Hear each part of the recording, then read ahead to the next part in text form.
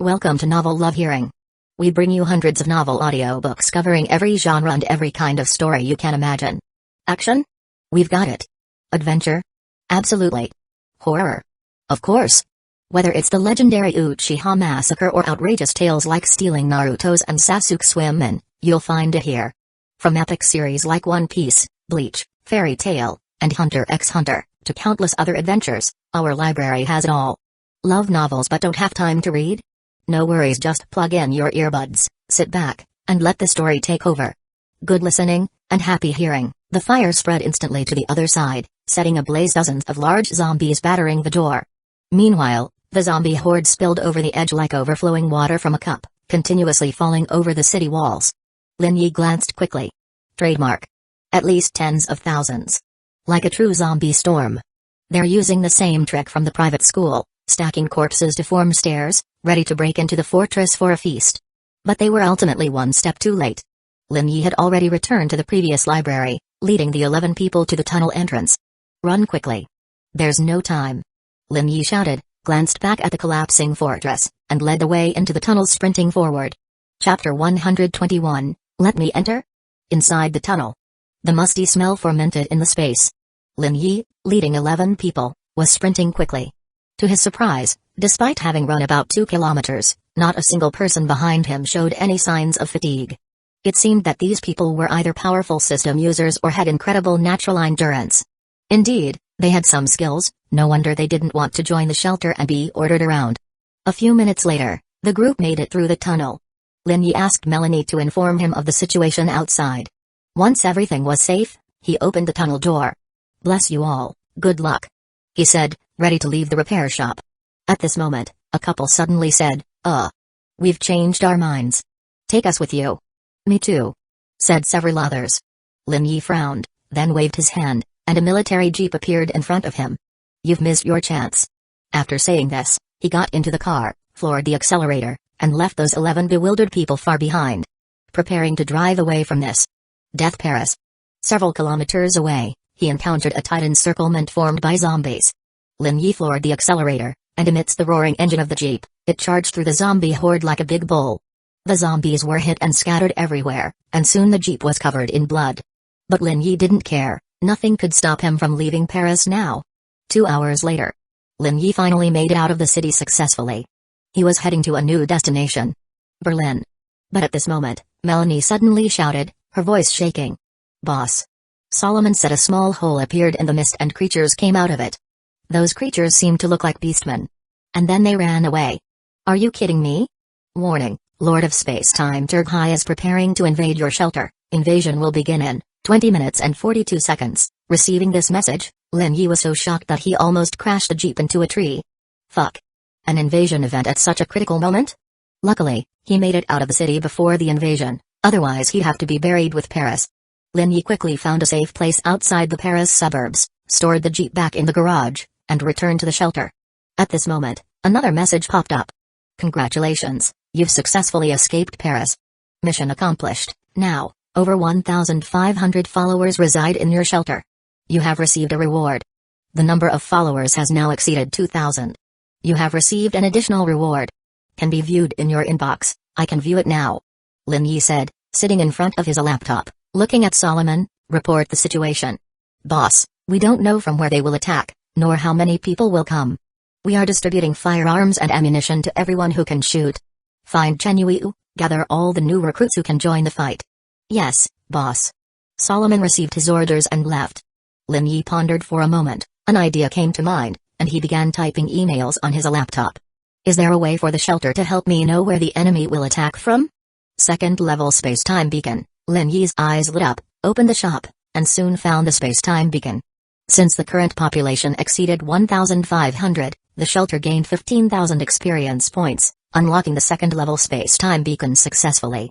Second-level space-time beacon. Your space-time shelter is drifting among fragments in the sea of space-time. This structure allows your shelter to locate and attract these space-time fragments. Manual observation mode available. Price, 32,000 coins. Wow. Over 30,000? That's really expensive. Despite the high price, Lin Yi still bought the device and placed it near the city hall. The beacon looked like a pyramid about 3 meters square and approximately 2 meters high, made of a gray-black style resembling megaliths, and covered with glowing blue lines. Suspended above the pyramid was an approximately 1-meter floating sphere, also covered with glowing blue lines, emitting a faint audible buzzing sound. This thing has a highly technological feel. Lin Yi touched it, feeling a cold sensation at his fingertips, with the blue light pulsing in rhythm with his heartbeat. It's a good thing for cooling. Apologies, he could only discern this much. So, he stood in front of the pyramid, staring at the mysterious sphere, and started typing furiously on his laptop. How exactly should I use this thing? Go to the top of the pyramid. Following the shelter's prompt, Lin Yi walked up the staircase carved on the side of the beacon. He found himself standing on the top of the pyramid, with a small square platform decorated with red runes beneath his feet. Alright, now what? Do you want to come inside? Suddenly, an emotionless voice sounded in Lin Yi's mind. Lin Yi was stunned for a moment, then stunned again, nearly throwing his laptop aside. He felt something was off right from the start. In the past, when asking the shelter questions, this guy always found excuses, being sarcastic to the extreme. Today, the answers were exceptionally straightforward. Every question was met with a response. Every question was met with a response. At this moment, the emotionless voice echoed in his mind once again. Do you want to come inside? Inside? Lin Yi touched his chin, deliberately hanging the word daring on the corner of his lips. If you want, it's only natural. A moment later, Lin Yi's body floated into the air and entered the sphere. In fact, the sphere was made of liquid, and inside was a completely dark space. Yet surrounded by flickering stars. Millions of stars, varying in size from tiny to enormous, and all moving. Their movement was almost imperceptible but indeed happening. Wait, no. It's not the stars that are moving. It's himself moving. Here, he could see the shelter, turned into a shining star below. When he focused on that star, he could see a rectangular piece of land surrounded by a faint aura. On this land, there were numerous small points of light, each point representing a person. After observing this area, he noticed another star rushing toward him. This star was slightly smaller than the one his shelter was on, and its brightness was not as high. If I'm understanding correctly, the light can tell me how many creatures are on a space-time fragment, right? Lin Yi looked up and asked into the void. And the void suddenly responded to him. Not entirely correct. The brightness of a space-time fragment depends on its space-time detection level. The stronger the life force of the creatures residing on the fragment, the higher the detection level, so it should be easy to judge if the enemy is stronger than us, right? Yes, but the enemy may also lower their detection level to mislead the opponent. Can I do that? You can, but cannot reach that level in a short period. Alright. Lin Yi sat within the void. Then he began to rationally analyze the situation. Chapter 122, Building the City Wall in the Void. Lin Yi silently pondered. That so-called Lord of Space-Time, Turgai, shouldn't be a fool. He wouldn't dare attack a world of space-time fragments with twice his own brightness. Then there's only one explanation left. This guy sent scouts to gather information before the shelter recruited so many people.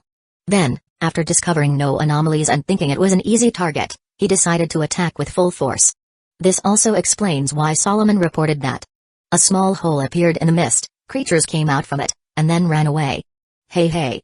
This guy doesn't know now that the shelter's combat power is double his own. He's going to hit a hard wall. Lin Yi was in a good mood. By observing the stars, he confirmed that the enemy would attack from the south. So he quickly floated back to the shelter, immediately ran to his laptop, and began planning defense. He decided to give the opponent a surprise. Let's begin planning. First, he planned to construct a huge reinforced concrete wall. Considering the size of the shelter, this wall would be over 2,000 meters long in the end. The wall is 1 kilometer wide, 15 meters high, and 1 meter underground. He also set up steel shooting holes and armored machine gun nests on the wall. This allowed the soldiers to fend off attacks from the mist wall or the air. The wall had a 1 meter wide metal platform for soldiers to climb onto the wall top. These platforms were strong enough to hold several tons of weight. The entire area in front of the wall, and a position extending 100 meters into the mist, were brightly illuminated with floodlights. He also installed a huge steel gate, which could withstand at least a dozen grenade blasts. After finishing all this, it cost him a total of 148,000 coins and 80 tons of materials. Interestingly, the shelter could convert materials like iron, copper, and aluminum into steel, but this process greatly reduced the value that the materials could provide. Confirmed no one in the construction area. Lin Yi painfully confirmed the purchase. A massive reinforced concrete wall rose from the ground with a tremendous noise. This instantly attracted everyone's attention. Moments later, Solomon, along with several new commanders, Hubert, Blaze, and Emmanuel, arrived. Boss. Does this mean the enemy will attack from the south? The stone man Solomon had worked with the boss for a long time and was already familiar, soon guessed correctly. Lin Yi nodded. Damn it, he is heartbroken now. These defense facilities almost drained all his savings. Anyway, he was going to make the enemies pay for every coin spent. If given more time, he could have collected more materials, saving at least 50,000 coins. Now, the new residents don't even have a place to live. If someone could live in a comfortable apartment while others could only sleep on the cold ground wrapped in rags, such inequality would soon trigger a lot of conflicts and social class divisions. All this was the Times Pace Lord's fault. Do you feel my anger? Lin Yi grinned, asking with a smile. Solomon, Hubert, Blaze, and Emmanuel had cold sweat on their foreheads. Felt it, boss. I want the enemies all buried in bottomless pits. Yes, boss. The four shouted simultaneously. Then, the four swiftly ran to their respective teams, taking those who could fight to the armory. They asked Sylvie to distribute usable weapons to them. The shelter had plenty of weapons. -128 various brand and model pistols. -100 Sig Sauer MPX submachine guns. -140 Remington 870 shotguns. -22 various model assault rifles. -4 third-level swords. -31 second-level swords. -8 second-level bows and 2 third-level bows. -20 lucky axes. Several boxes of hand grenades, 2 machine guns. The 3 new commanders brought over 300 warriors. 312 to be exact. Some were just armed militias, but compared to the previous 56 soldiers in the shelter, with the advantage in numbers, they barely count as a strong combat force. The area near the south wall was bustling. Some soldiers occupied favorable positions, while others moved ammunition and equipment onto the wall, hiding them in special defense zones. The professor and Martha, 2 medical personnel, set up a medical camp about 100 meters away from the wall. Louis, in his repair workshop, was desperately making as many Molotov cocktails as possible. Louis' chemical formula was complex and dangerous. Previously, he couldn't find anyone to help. Now, Emmanuel excitedly reported that the person in the cathedral responsible for making explosives survived. Now, Louis and his new assistant were practically taking off in the speed of making killing cocktails. The invasion was 2 minutes away. Everyone in the shelter waited nervously, anxiously, yet excitedly. Not long ago. In the Times Pace Lord's palace. The palace, built of the bones of some gigantic creature, had a floor made of blood-red stones. In the center of the palace was a huge hall illuminated by torches, with a skull of some kind of lizard that was several times larger than a Tyrannosaurus skull. A creature about 3 meters tall, vaguely human-like, sat on a throne made of various skulls. His skin was bright red, with a hugely massive body and limbs, almost no neck, a bald head covered in countless tattoos. The creature's expression was serious, with 2 huge fangs protruding from his mouth. He rested his face and chin on his hand. Waiting and waiting, waiting and waiting. Suddenly, a huge double door opened. A creature walked in, appearing older, not as massive. His skin was gray-orange, dressed in a shapeless deep red cloak. He knelt on the ground, shouted loudly. Great Master. Invincible Master. Father of our race. The scouts have returned. Speak, Shu. Scouts report. Target is locked, they have hundreds of slaves, the number of warriors is unknown, defensive strength is negligible, easy prey. Shu spoke slowly, but it wasn't a quirk, he had to stop to catch his breath every few words. Great Master, are warriors ready? 2,000 young men, 1,000 warriors. Turghai opened his mouth, revealing countless sharp teeth, his voice seemingly containing some power, forcing Shu to bow even lower. Shu's head hit the blood-red stone floor, he trembled and said. Invincible Master, isn't his too much? Almost all our troops. The Taru race is starving. The past 2 battles have drained our vitality. Only through combat can young men become warriors. But if they die, we have fewer mouths to feed. Turghai grinned. Chapter 123, The Defense Battle Begins. Shelter. Lin Yi stood on the city wall, gazing at the mist. Don't tremble in fear. I spent so much money on this wall, it's not for nothing. But boss. What if the beastmen are stronger than us? They're coming. Suddenly, the ground began to shake, and the wall of mist quickly dissipated, revealing an army composed of strange creatures. Kill. Kill. Kill. Thousands of orange-skinned warriors began to howl, fiercely beating their wooden shields. They wielded various crude weapons, nearly naked, wearing only tattered rags. Only a few beastmen had armor, like a helmet or metal breastplate. They were all over 2 meters tall, with robust builds. Looking at this army, Solomon was very surprised. This lot? They're just cannon fodder. Lin Yi squinted his eyes. Indeed, behind this disorderly army were 100 warriors dressed in fine armor. Their heads, torsos, and parts of their legs were protected by something resembling plate armor, their shoulders adorned with dozens of humanoid skulls. Their weapons varied, including swords, bows, two-handed axes, or long spears. And some bizarre weapons never seen by humans. Behind those 100 warriors were 3 shamans, dressed in the pelts of unknown animals, holding bone staffs. They chanted a strange tune, causing the frontline warriors' faces to flush red with anger. Great Master, by the command of Turghai, kill, conquer, plunder. The largest warrior roared angrily as the army charged towards the city wall. Some warriors carried logs, intending to use them to scale the netted barricade. But they were too naive. Aim for the ones with the logs and ranged weapons. Watch out for the thrown long spears, open fire. Lin Yi raised his hand, issuing the command. In an instant, countless firearms spat tongues of fire, bullets raining down lethally upon the approaching enemies. The beastmen carrying logs were the first to be hit, thrown into disarray by the concentrated firepower. A soldier, sweeping away a beastman charging towards the wall, shouted loudly. Ha! Bullets work. These guys aren't so scary after all, ha ha ha ha. Beastmen were larger and had greater endurance than humans, but faced with dozens of 9mm bullets. Height was no help. The beastmen groaned as they fell to the ground. The entire beastman front line was in the same condition. Submachine guns and assault rifles were extremely effective against the near-naked bodies of the beastmen. Occasionally, a bullet would hit armor and still penetrate directly. Although the power of the bullets would be halved, potentially non-lethal, it still caused the beastmen immense pain, bleeding, and panic.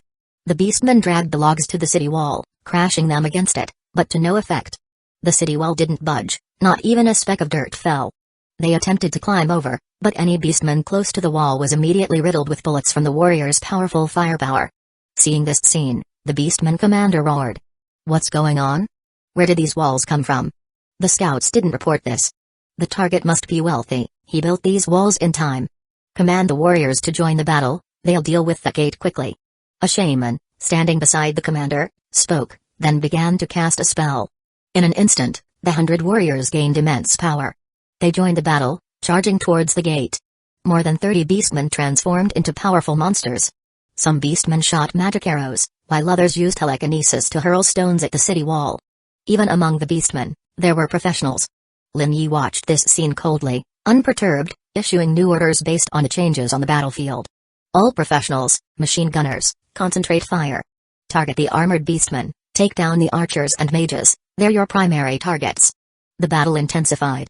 Both sides ceaselessly attacked each other with magic and arrows. Beastified beastmen charged towards the gate. They grabbed the city wall, starting to climb, and while soldiers tried to eliminate them first, some still managed to scale the wall. At this point, the shelter began to suffer casualties. But such incidents were rare. Once the beastmen reached the wall, they were already heavily injured, so the massacre they anticipated never transpired. After a few movements, they were quickly taken down by our beastification professionals. The walls had steel shooting holes, and soldiers continuously fired magic arrows and skills through these openings. Meanwhile, most of the beastmen's range damage was absorbed by the shooting hole walls, minimizing soldier casualties. Although some soldiers were injured, there were others ready to fill in quickly. We had no less than 8 machine guns. The machine gunners didn't even check if a certain beastman had armor, they just swept through. Because these bullets easily pierced beastman armor and bodies. The beastmen only attacked a section of the city wall near the gate, so the battle didn't fiercely unfold along the entire kilometer-long segment. It was only concentrated in a 300-400 meter area. This didn't mean Lin Yi hadn't fortified elsewhere on the city walls, but most soldiers were deployed to the battle's focal point. Boss, should we use the killing cocktail to roast them and have them rolling around in panic? Solomon asked as he loaded the 10th magazine into his assault rifle. He was a bit concerned about the ammunition supply. Not yet, the battle is progressing well, we've nearly eliminated all the enemy professionals, those small fry are basically no threat. The boss looked at the battlefield, continuing to comment, look at these beastmen, they're quite experienced in siege warfare, they must have plundered numerous other worldly realms. In the battlefield, some beastmen managed to move logs to the city wall, attempting to bash open the gate. Several beastmen tried to throw grappling hooks onto the city wall but failed. The beastmen even brought out a giant wooden ladder, which the fire mage incinerated along with the beastmen. One beastman tried to pile up his comrades' corpses to climb to the top of the wall, only to be shot right between the eyes, ending his attempt. Realizing they could never scale the wall, the beastmen focused all their efforts on the gate. Even the beastman commander transformed into a 4-meter-tall creature, resembling a rhino.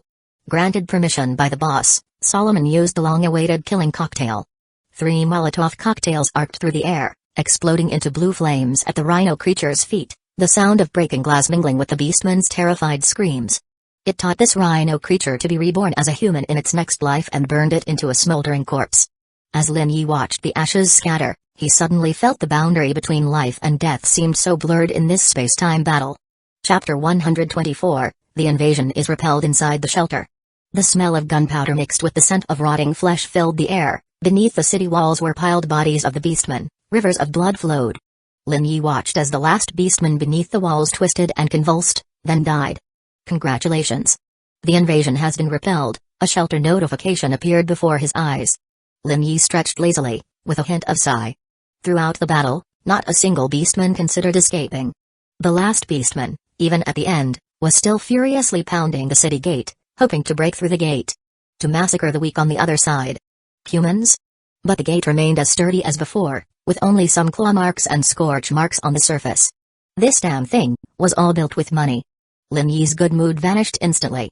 Solomon, have your men go collect the enemy's corpses. If there are any professionals among them, they might have system equipment on them. Yes, boss.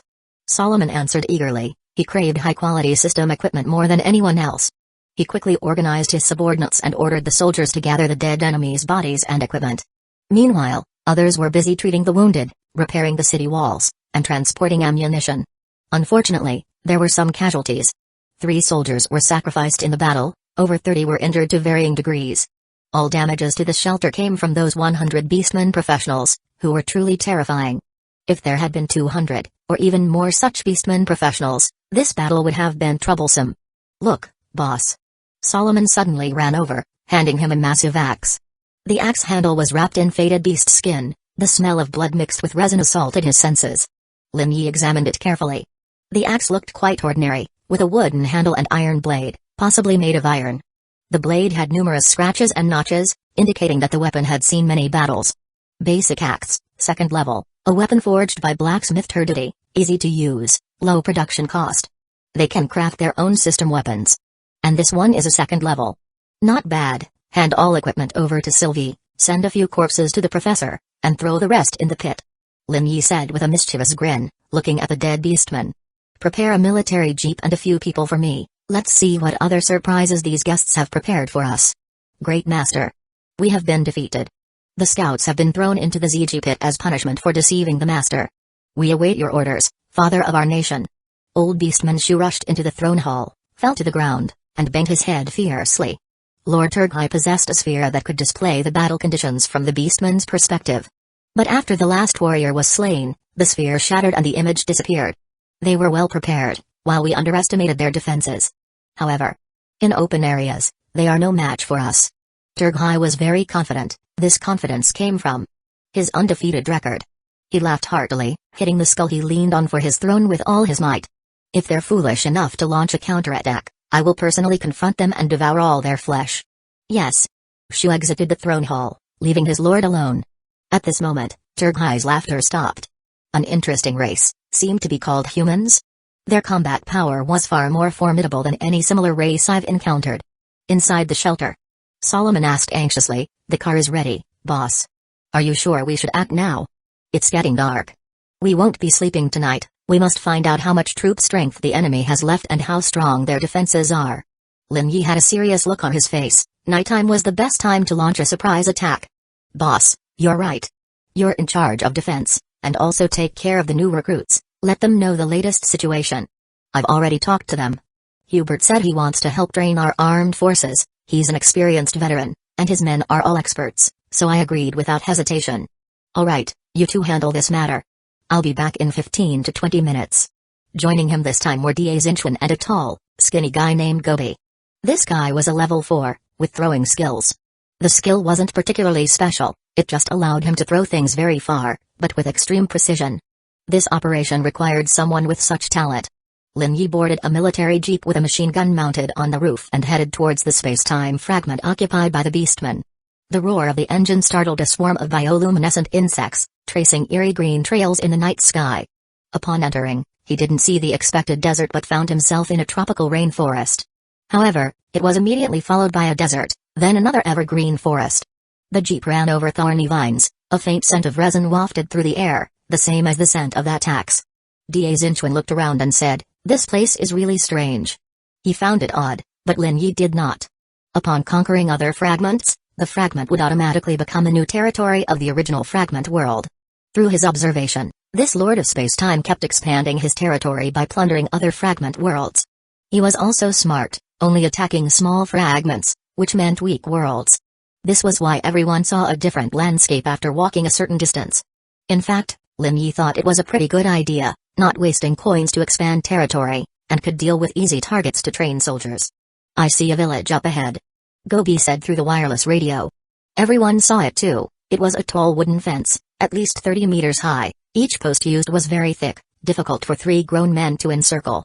Observation towers were built at the top of the fence, each capable of accommodating about 20 people. "There's no one on the towers," Gobi said again. Xiaoxuan was also excited. "Looks like they've used up their people. No one's defending this place. Stay alert, it might save your life. They could be ambushed half a kilometer away from us." Lin Yi's palm was rubbing the gun handle. He was skeptical about suggestions of safety. His intuition told him the place wasn't that simple. The fact that they could craft their own weapons and armor, and build such things, was enough to show they weren't stupid. Xiaoxuan woke up from Lin Yi's reprimand. After all, he had made such mistakes before. Then what do they want to do? "If I were them, I would try every means to lure the enemy into an open area for confrontation, to play to the beastman's great advantage." Gobi was startled by the boss's words. He had never considered this aspect. Chapter 125, Fighting Together with the Boss. The tar race, inside the space-time fragment. The jeep bounced over the decaying leaves, and Gobi gripped the car door handle tightly, secretly shocked. On the way here, he had heard others mention the boss's wisdom and strength. This time, he volunteered himself to participate. The main intention was to learn. Of course, as a man, subconsciously, there was also a part of him quietly competitive. Now, when it comes to combat awareness, he genuinely felt a little admiration. So how to break this situation? He couldn't think of a solution, so he asked, "Boss, what do we do now? Go back? Retreat for now, but before leaving, we should leave our dear friends a little gift."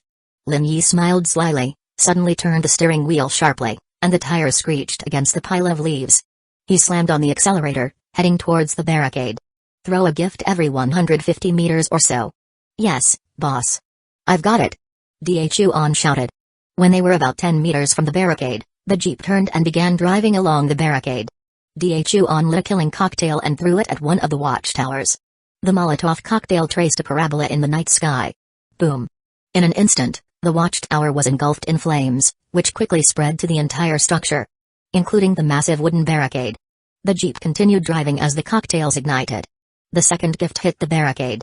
The third hit another watchtower, while the fourth and fifth landed at different spots on the barricade. The team didn't get the chance to throw the sixth. The beastmen couldn't resist any longer. They suddenly appeared from the forest, wielding bows, releasing a concentrated barrage of arrows. The arrows couldn't penetrate the vehicle's armor, so Lin Yi accelerated, quickly leaving the ambush behind. On the way back to the shelter, Dhuan threw a few more gifts to their new friends. Lin Yi watched in the rearview mirror as the burning barricade formed a fire dragon, igniting a blaze. On the road, Gobi still didn't understand. "Boss, why did we burn their wall? If they have shops, they can repair it immediately.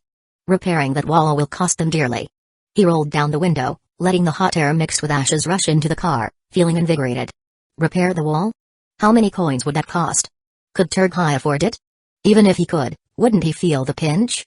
No one can throw out tens of thousands, or even hundreds of thousands of coins without flinching. That pain is exactly the point. You repair it, and next time I'll burn it again. You don't repair it, then there's no defense, which is courting death. You want to repair it, but don't let me burn it.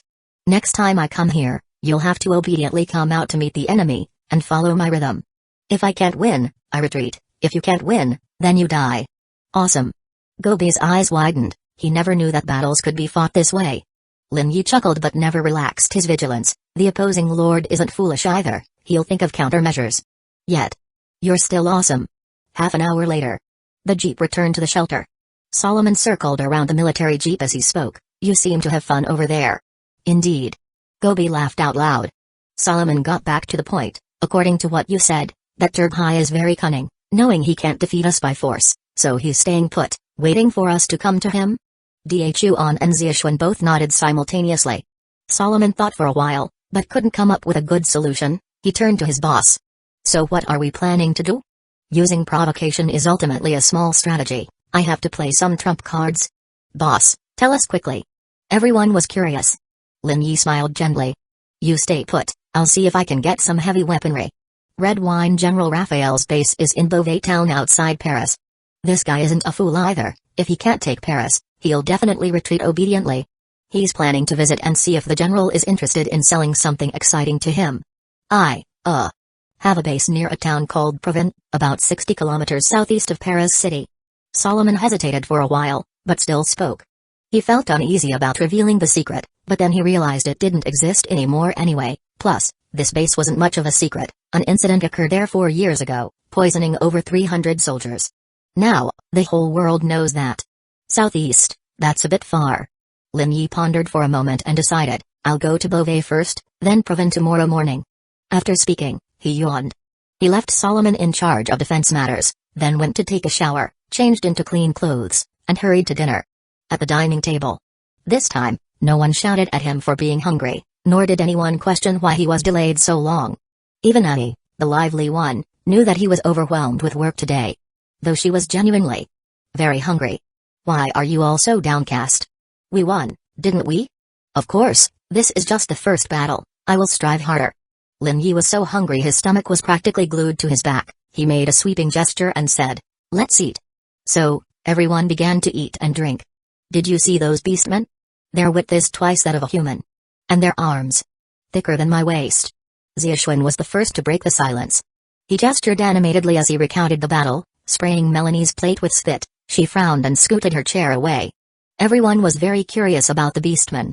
They looked at the boss but found he was busy eating, having no time for small talk. So, the girls started chattering all at once. They bombarded Xiaoxuan with questions. What was the boss's experience during the battle? For instance, how did he single-handedly pass through the rat storm, escape from the tide of 1,000,000 zombies, or command everyone to slay the beastman soldiers? Xiaoxuan, hearing this, stopped eating and immediately launched into a detailed recount.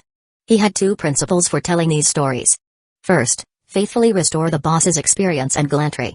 Second, strive to beautify himself to the fullest. So, he solemnly glanced around at everyone.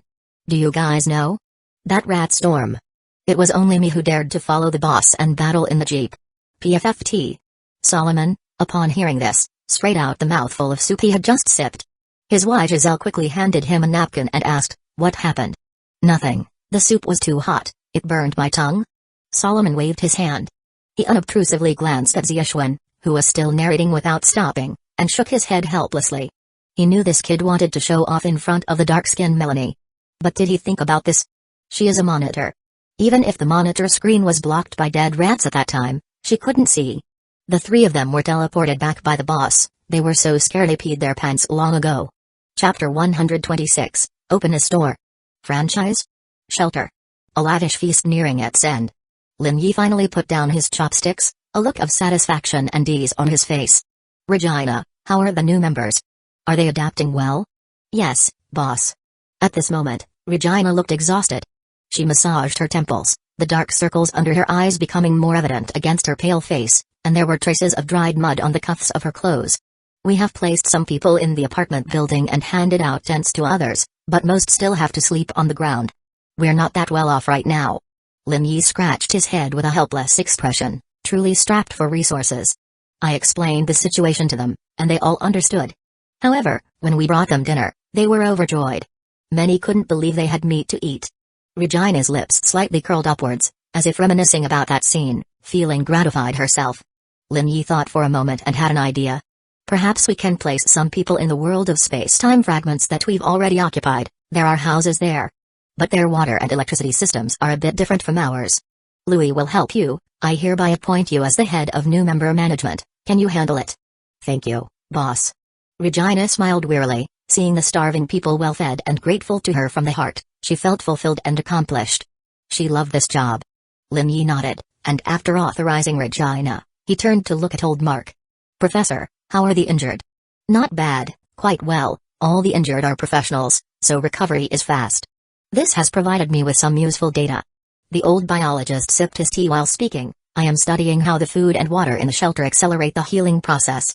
Lin Yi nodded again, then looked at little Natasha and said, "Natasha, after dinner, some barracks need to be planned near the south wall for the soldiers." "Okay. Our first batch of fruit will be harvested tomorrow. I can't wait to eat an apple." Lin Yi stood up, feeling a bit full, and shuffled over to his laptop. He opened the email app, and there was a huge pile of unread messages. Subject: Item receipt. Shelter has received.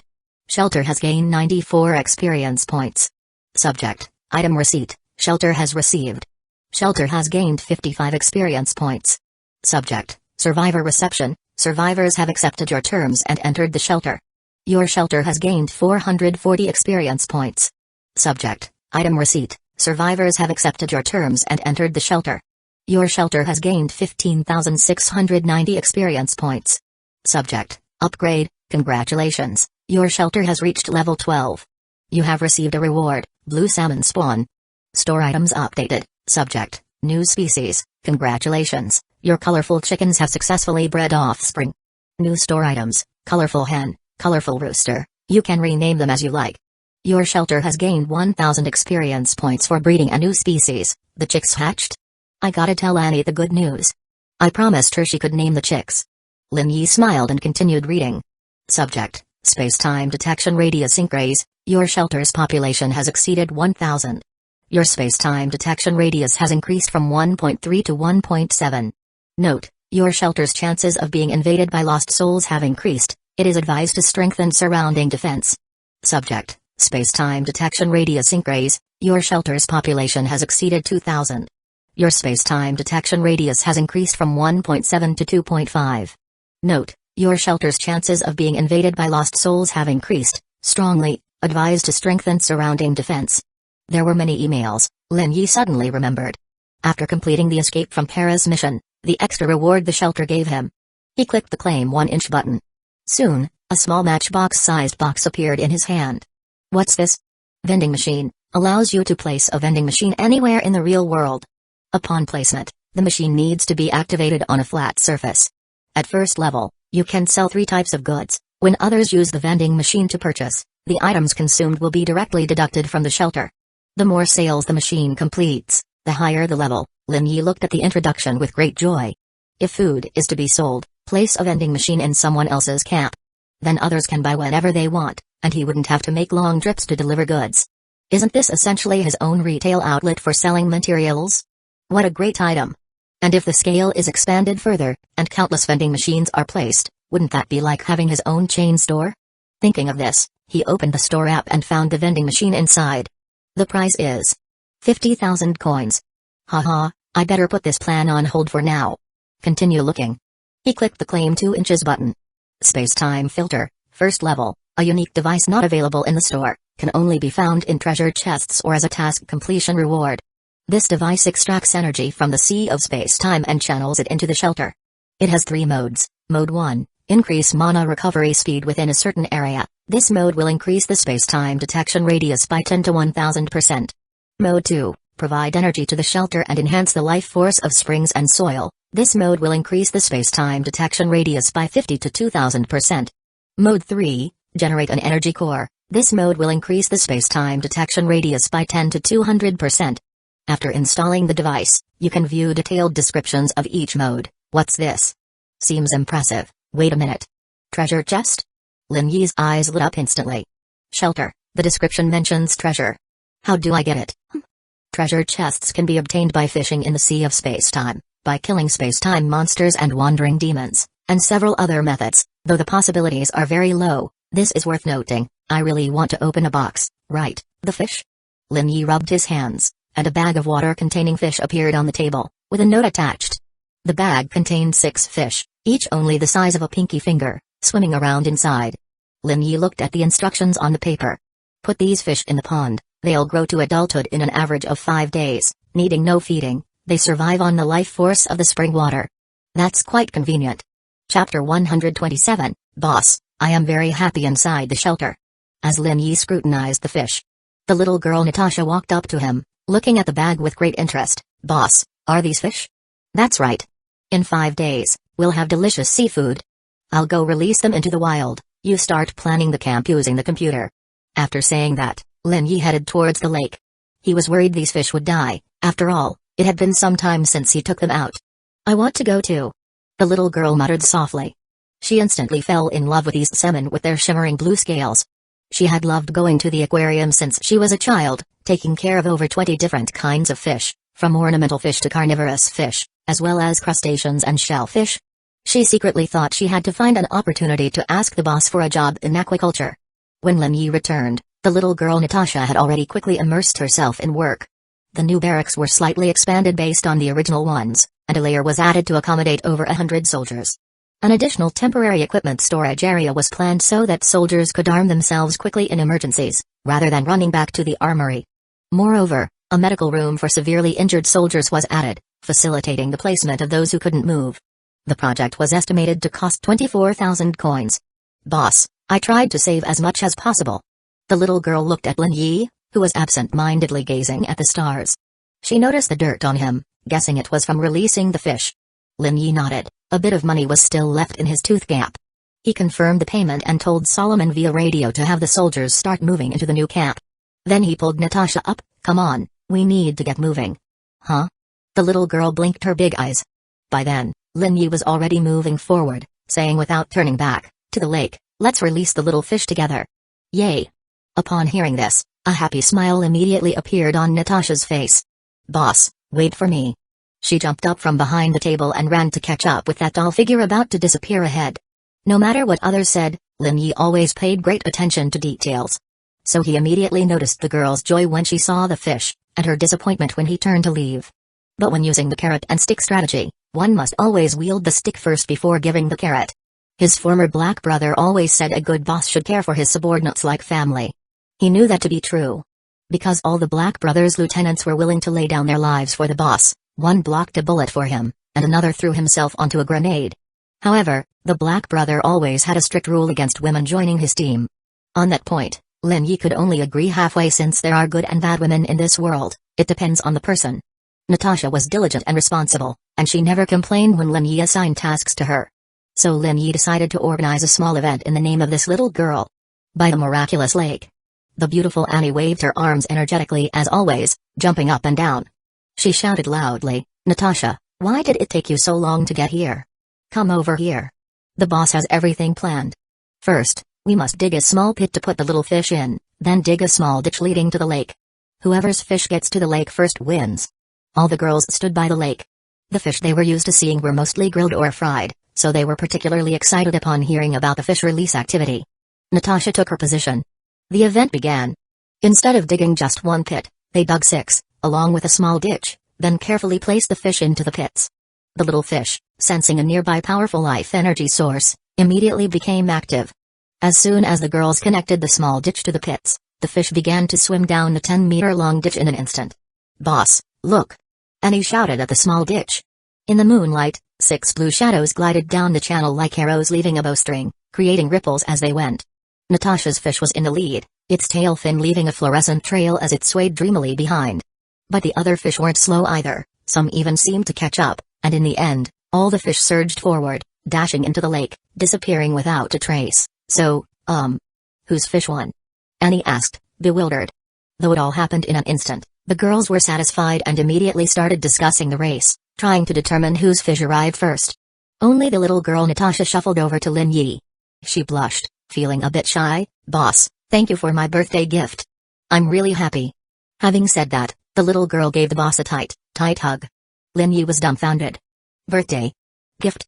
But the atmosphere was already like this. Lin Yi could only cough lightly and nod. Then, he quickly reverted to being the strict overseer, turning to the cheerfully laughing Annie. "Everyone should get to work. Annie, open all the reward eggs we got today." "But boss, it's already late. There might be very useful equipment in the rewards, and if we're attacked tonight, we'll need them." After saying that, Lin Yi turned to the red-haired girl. "Sylvie, I haven't had a chance to talk to you about the changes in your skills after reaching level 2.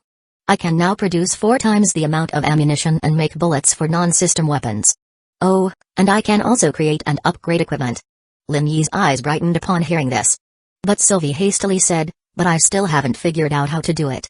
Seeing the boss's delight, she felt a bit embarrassed. She had been too busy to study those skills during the recent battles. Got it, you can talk to Louis, maybe he has some suggestions. Also, study the Beastman equipment a bit more. Okay, boss. The next morning. At breakfast. Solomon reported the previous night's situation. Under the cover of night, Beastman archers shot several rounds of burning arrows at the walls twice. These arrows couldn't reach the walls, so no one knew their purpose. In addition, some Beastmen attempted to attack the walls, but after losing more than a dozen people, several Beastmen professionals arrived below the walls, trying to climb at 3 different spots. But all the enemies were eventually eliminated. The shelter's defense was overseen by Bell in shifts, with soldiers changing every 3 hours and having specialized food and coffee supply. Last night, Annie opened all the reward eggs. It wasn't actually a big deal. She just went through them one by one. White rewards, 8 green rewards, 1 blue reward, and 1 purple reward. When opening the purple reward, she had never been so nervous in her life. She didn't get a skill book or equipment this time. But it wasn't empty either. It was a workbench. Chapter 128, the first store inside the shelter. Lin Yi checked the workbench information. Weaponsmith workbench, level 4, improves the efficiency of the weaponsmith. Such a concise description, how rare. Lin Yi praised as he looked at the workbench. It was 3 meters long, 1 meter wide, with a computer touchscreen on top and several high-tech gadgets. This thing, better let Seville research it. Besides the workbench, Annie also drew 3 skill books. 2 magic skill books, and a rare one. A skill book for taming wild animals. Lin Yi was a warrior, having invested a lot in enhancing physical attributes. He didn't want to dual train without some extraordinary magic. So in the end, he placed all 3 skill books in the warehouse, waiting for someone fated to find them. The blue reward was a level 3 magic staff. Flame staff, level 3, magic skills plus 16. Flame magic plus 30%. Unlike the mage gloves, it doesn't help the user refine magic skills better, but rather makes the magic more powerful. Besides the 3 skill books and basic equipment, Annie also received a level 3 sword and 6 level 2 vaccine bracelets from the white reward egg. After breakfast, Lin Yi gave some instructions. Then, he returned to reality, outside Paris. He planned to first go to Beauvais town.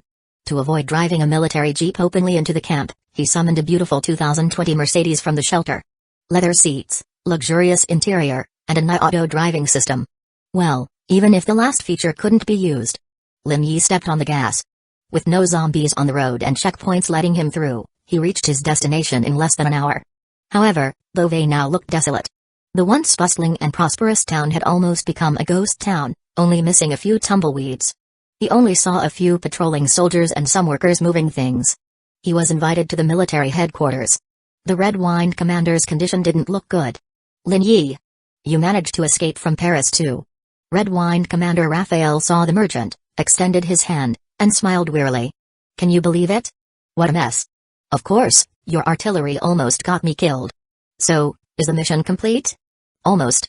It's as if those zombies knew we were coming and tried everything to stop us. Red Wine Commander recalled the zombie that single-handedly destroyed a tank, still a bit fearful. In the end, with precision artillery combined with missiles, he didn't end up as a loser, but still suffered significant losses. Alright, enough about that. What brings you here? We don't have many gold coins at the moment. Well, I was hoping to buy some heavy weapons from you, but it seems unlikely now. Yes, we regret selling you those pistols. We're also short on firearms now. Red Wine Commander sighed with regret but then suddenly remembered something. He took out a box filled with small blue and green balls from the desk. You're interested in all sorts of bizarre system items, right? Lin Yi smiled and took the box to have a look. Energy core, consumable. Contains energy. Can be used as an energy source or absorbed to restore magic points, IP. Found in level 2 at above mutations, Lin Yi laughed. Of course I want them, my mage needs all the mana they can get on the battlefield. Having mages is a good thing. We only have 2 mages, and they're completely useless. Red Wine Commander, being from the military, didn't value professionals much, he relied more on artillery. Lin Yi understood his perspective. How much are you selling these energy cores for? The green ones are from mutated animals, the blue ones from mutated zombies. I'll sell them all to you at 600 pounds each, how about it? A bit pricey. But deal. There are 32 cores here, equivalent to 9.6 tons of food. Shall we go to the warehouse now? Red Wine Commander knew that this person had the extraordinary ability to conjure food out of thin air. 5 minutes later, Lin Yi and the commander went into the warehouse, where nearly 10 tons of potatoes and vegetables were delivered. After the delivery, Red Wine Commander shook Lin Yi's hand with a smile. Great to do business with you. Are you going to stay for a while or have to leave immediately? Before I leave, I'd like to make another deal. Lin Yi said, taking out a small cube. A vending machine? No, this is a different kind of vending machine. My vending machine. Lin Yi gave a mysterious smile. You decide where to put it, and I'll place it there so even if I'm not around, you can still purchase food. What? Amazing, right? Let's quickly find a spot to set it up. I have more tasks to get to later. In the next half hour, Red Wine Commander was eager to find a suitable and safe place to put this machine. Fearing that the enemy might accidentally destroy this treasure, which could lead to a food shortage in his camp. In the end, Red Wine Commander chose the poultry factory. It was the camp's, besides Lin Yi, only meat source, heavily guarded. So, how does this work? Red Wine Commander asked as he examined the 3-meter-tall red box. Unlike an ordinary vending machine, the large box had 3 windows, likely for displaying products. The lower part of the large box also had buttons corresponding to the required quantity, with a coin slot on the left and a large lever on the right. Hold on, I need to connect the vending machine to my warehouse and set the prices. All right. I'm looking forward to it. The commander said, eyes filled with hope. With this vending machine, his town and people would have light. 10 minutes later. All set, now it can be used. Lin Yi clapped his hands, signaling the Red Wine Commander to try it out. Red Wine Commander eagerly stepped forward, clutching a few coins in his hand. He carefully looked at the 3 windows, where images of food appeared. Potatoes, vegetables, meat. All items priced at 2.5 coins per pound. The vegetables even had apples? Red Wine Commander was instantly captivated by the fresh apples. He took a deep breath and inserted 5 coins. The machine made a crisp sound. Then, he pressed a button and pulled down hard on the right lever. A second later, the collection tray at the bottom of the vending machine opened slowly, with a bunch of red apples lying enticingly there. Red Wine Commander was overjoyed, reaching out to grab an apple, taking a bite. A wave of happiness surged in him. Red Wine Commander chewed vigorously and gave Lin Yi a thumbs up. Awesome. Chapter 129, Angel Gang? Paris suburbs. Lin Yi left Beauvais town and headed east. France is a large country with a population of 70 million, but almost all of them are scattered across various villages, towns, and cities of different shapes and sizes. Driving 5 kilometers on the road could mean passing through several different towns. The population ranges from 100 to several thousand. That's why there are so many cars on the road. And countless zombies.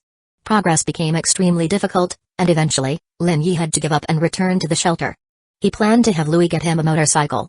You want to install a nitro booster? Sure, but it'll take about an hour. While waiting, Lin Yi checked the situation at the front lines and took a walk around the orchard. Both the apples and pears were fully ripe, and about 100 people, under Oriana's guidance, were picking them. The Red Wine Commander being able to eat apples was quite a coincidence. How's the harvest? Fantastic, boss. Oriana, tall and slender, tiptoed to pick an apple and a pear, with a golden yellow fallen leaf on her hair. She turned around, sliced them, and handed a plate to Lin Yi. These fruits are simply amazing. Here, try this. Lin Yi took it and brushed the dead leaf from her hair. The fragrance of the fruits was intoxicating just by smelling it. The taste. The pear's texture was delicate, sweet as honey, almost melting in the mouth. The crisp apple, intertwined with sweet and sour, was rich in flavor, invigorating. Boss, Giselle is making apple pie tonight. The girls and I also want to make apple jam. That's great, I'm rooting for you. After leaving the orchard, Lin Yi went to an open field. Emmanuel, leading a group of 20-some people, was dealing with the corpse of the Rat King. That's the big rat that, before it was killed by Lin Yi, still gazed at him affectionately. Lin Yi? I mean, boss. Emmanuel twirled his mustache and laughed heartily. Not long ago, they were business partners, but now, he had to call this young man boss. How's the progress? Boss. Look at this. The old man handed Lin Yi a lime-sized green sphere. It's the energy core. But this one was 5 times larger than a regular one. What about the other parts? I remember this guy couldn't even be moved by explosive bullets. I was just about to say. The old man's wrinkled face showed the delight of a child. The rat's skin was extremely tough and elastic. Its claws were harder than steel. Emmanuel had to get a few professionals with level 3 swords to cut the corpse. Even so, it took a long time just to cut it open. Lin Yi thought for a moment and smiled. Its tendons and bones might be useful. As for the meat, it can be fed to the rabbits. I'll get right on it. By the way, boss, I have a few things to discuss with you later. He knew the boss was busy right now, trying to get some heavy weaponry to deal with the beastmen. Alright, we'll talk then. Lin Yi nodded, taking one last look at the still affectionate giant rat king corpse. He went to Louis's workshop. Louis was still fine-tuning the engine. So Lin Yi stepped outside, conjured a chair, and quickly ate a can of meat. 10 minutes later, Louis finished the job. After issuing some more commands, he teleported back to the outskirts of Paris in reality. Riding along the highway, Lin Yi slowed down every time he saw a pile of cars. He slowly rode past the cars, extending his left hand, and each car he touched was sent to the chasm. Chasm has processed an item. Shelter received 433 units of material. Chasm has processed an item. Shelter received 288 units of material. Half an hour later, rider Lin Yi entered a small town called Claymont. The clock tower in Claymont town leaned towards the sky, with the hands permanently stopped at 3:17.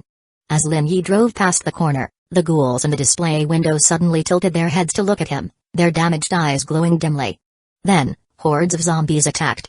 He gripped the handlebars tighter, accelerating to carve a path through the zombies, continuing east towards Gombin town. According to Melanie, Gombin town has a population of about 40,000, with a few factories and a small tourist center. When Lin Yi entered Gombin town, a small skirmish was underway. Two groups were fighting on a bridge, shooting at each other, some using guns, others using magic, and even hand grenades were thrown. This was a battle between humans, with almost no zombies near the battlefield. Where there are people, there's business to be done. But right now, it was clearly not the right time. Lin Yi thought it over, deciding to come back later, took one last look at the fight, and headed towards Shivasan town. Another 10 kilometers later, Lin Yi arrived at a wooded area, which had become a stronghold for some people, with car barricades blocking the road. Behind the barricade were about 30 armed men and women, and a few school buses converted into watchtowers. Stop. You from the Angel Gang trash. If you come any closer, we'll open fire. Angel Gang? What the hell is that? At this moment, a short, chubby red-haired man ahead looked very angry, repeating himself. I said no Angel Gang people allowed. If you come any closer, we'll open fire. Lin Yi stopped his motorcycle a dozen meters in front of the car barricade and asked the man. Do I look like an angel to you? I don't have a shiny halo over my head. An Easterner? With that mouth, I'm sure you're not an Angel Gang scum. The man was so angry his face turned red but quickly restrained himself. Here, members of the Angel Gang rode motorcycles around, wearing leather jackets with wing patterns, dominating the area. Lin Yi was amused by the comment and asked, so, why do you think I'm not from the Angel Gang? Because they're a bunch of racial advocates, and you're a foreigner. And a yellow-skinned one at that. The man shouted with a fierce look, tell me, what are you really here for? What do you think? I'm just riding my bike on the road, minding my business, and I run into a barricade, Lin Yi mocked. What do you think I want? Think you're tough, huh? I'm not a bandit, I'll let you pass, but if you try anything, I'll turn you into mincemeat. The man roared, waving his hand, and a school bus acting as a gate moved away, opening the path. Behind the wall of cars was a small camp. There were 4 watchtowers and 3 gates. The north gate was where he came in, the south gate was where he was going out. The west gate led into the depths of the woods, where another larger camp was. Lin Yi drove his motorcycle through the barricade. Then, boldly walked up to the man under his grim gaze, staring at his red hair. You've got a nice setup here, but isn't finding food difficult? Chapter 130, You Should Come Back. Paris suburbs. Lin Yi was chatting happily with the red-haired man. At least that's what he thought. But the red-haired man wasn't pleased at all. Getting food is tough, but dealing with endless attacks from bandits and zombies is better. Lin Yi smirked, so. My friend, do you need a food supply? Damn. I also wanted to ask you if you want to keep your head? The red-haired man was so angry that his face and neck almost matched his hair color. He responded furiously. What kind of stupid question is that? Of course we need food. This is the apocalypse. Are we supposed to go to the supermarket? Or go shopping at the grocery store? Haha, I happen to be able to get some for you. As for payment, I prefer the survivor coin. Lin Yi smiled broadly and watched the other's facial expression change. Are you joking with me? The red-haired man was too shocked to speak properly, but a trace of hope flashed in his eyes. He was ready to curse the Oriental guy in front of him, but somehow, subconsciously, he was startled by the man's extraordinary presence. Lin Yi did not rush to reply. He looked around. The security personnel at the camp were mostly civilians, About a dozen of them had system equipment. Some of them were frightened by the sudden appearance of a handsome young man and stared at him carefully. Wherever he went, their eyes followed. Lin Yi felt they were appreciating him. He was considering whether to show them his skills or follow the usual practice of trading in a secluded place within neutral territory. But he was in a bit of a hurry today. So, Lin Yi chuckled lightly and waved his hand. A bag of potatoes appeared in the middle of the road. Potatoes? The red-haired man screamed. Lin Yi said leisurely, I also have meat and vegetables. At 2.5 coins per pound. How much do you have? The red-haired man shouted, excited as if he was having a heart attack. Lin Yi remained silent. With a wave of his hand, everyone present was suddenly surrounded by nearly 100 soldiers holding submachine guns. In an instant, the camp guards raised their guns, but quickly lowered their rifles in unison. A few young people holding bows and arrows had fingers white, and the arrows on the string trembled slightly. Lin Yi noticed the red-haired man's Adam's apple rolling, sweat on his forehead flowing into the collar. He smiled faintly and waved his hand again, and all soldiers disappeared except for Hubert. Is there trouble here, boss? Hubert asked after assessing the situation. He was the most intimidating member in the shelter, besides the enraged Lin Yi. The appearance of this battle-hardened mercenary left the people in the camp speechless. Lin Yi smiled broadly and replied, just preparing to do some business, and wanted you to make an impression. Upon hearing this, Hubert nodded and took a few steps back, standing like a bodyguard behind the boss. Don't worry, I'm not here to rob or incite conflict, I'm a genuine businessman. Lin Yi saw the red-haired man looking pale and scared, almost to the point of peeing his pants, and couldn't help but find it amusing. Just wanted you all to know, attacking me isn't a wise decision. Now, let's get back to business, shall we? Alright. How much food can you sell to us? The red-haired man swallowed hard. Lin Yi, full of confidence, spoke words that greatly shocked the man who was already so nervous he was almost trembling. Enough to feed an entire town. Give me 5 minutes to think. I need to discuss with my people, okay? I'll be waiting here. Allowed to leave, the red-haired man hurried off toward the woods, back to his base camp. During this gap, Lin Yi turned to Hubert. How's everything at home? All is normal, there have been a few minor skirmishes. The Beastman Lord seems unwilling to attack the walls again, waiting for us to act impulsively. Let him wait then. That person has returned. Hubert said, then stepped aside to avoid disrupting negotiations. The red-haired man was panting, we have 40,000 gold coins.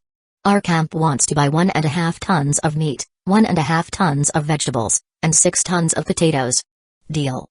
Lin Yi said, and a huge pile of food appeared behind him. Bags filled with potatoes and vegetables, and plastic bags containing rabbit carcasses.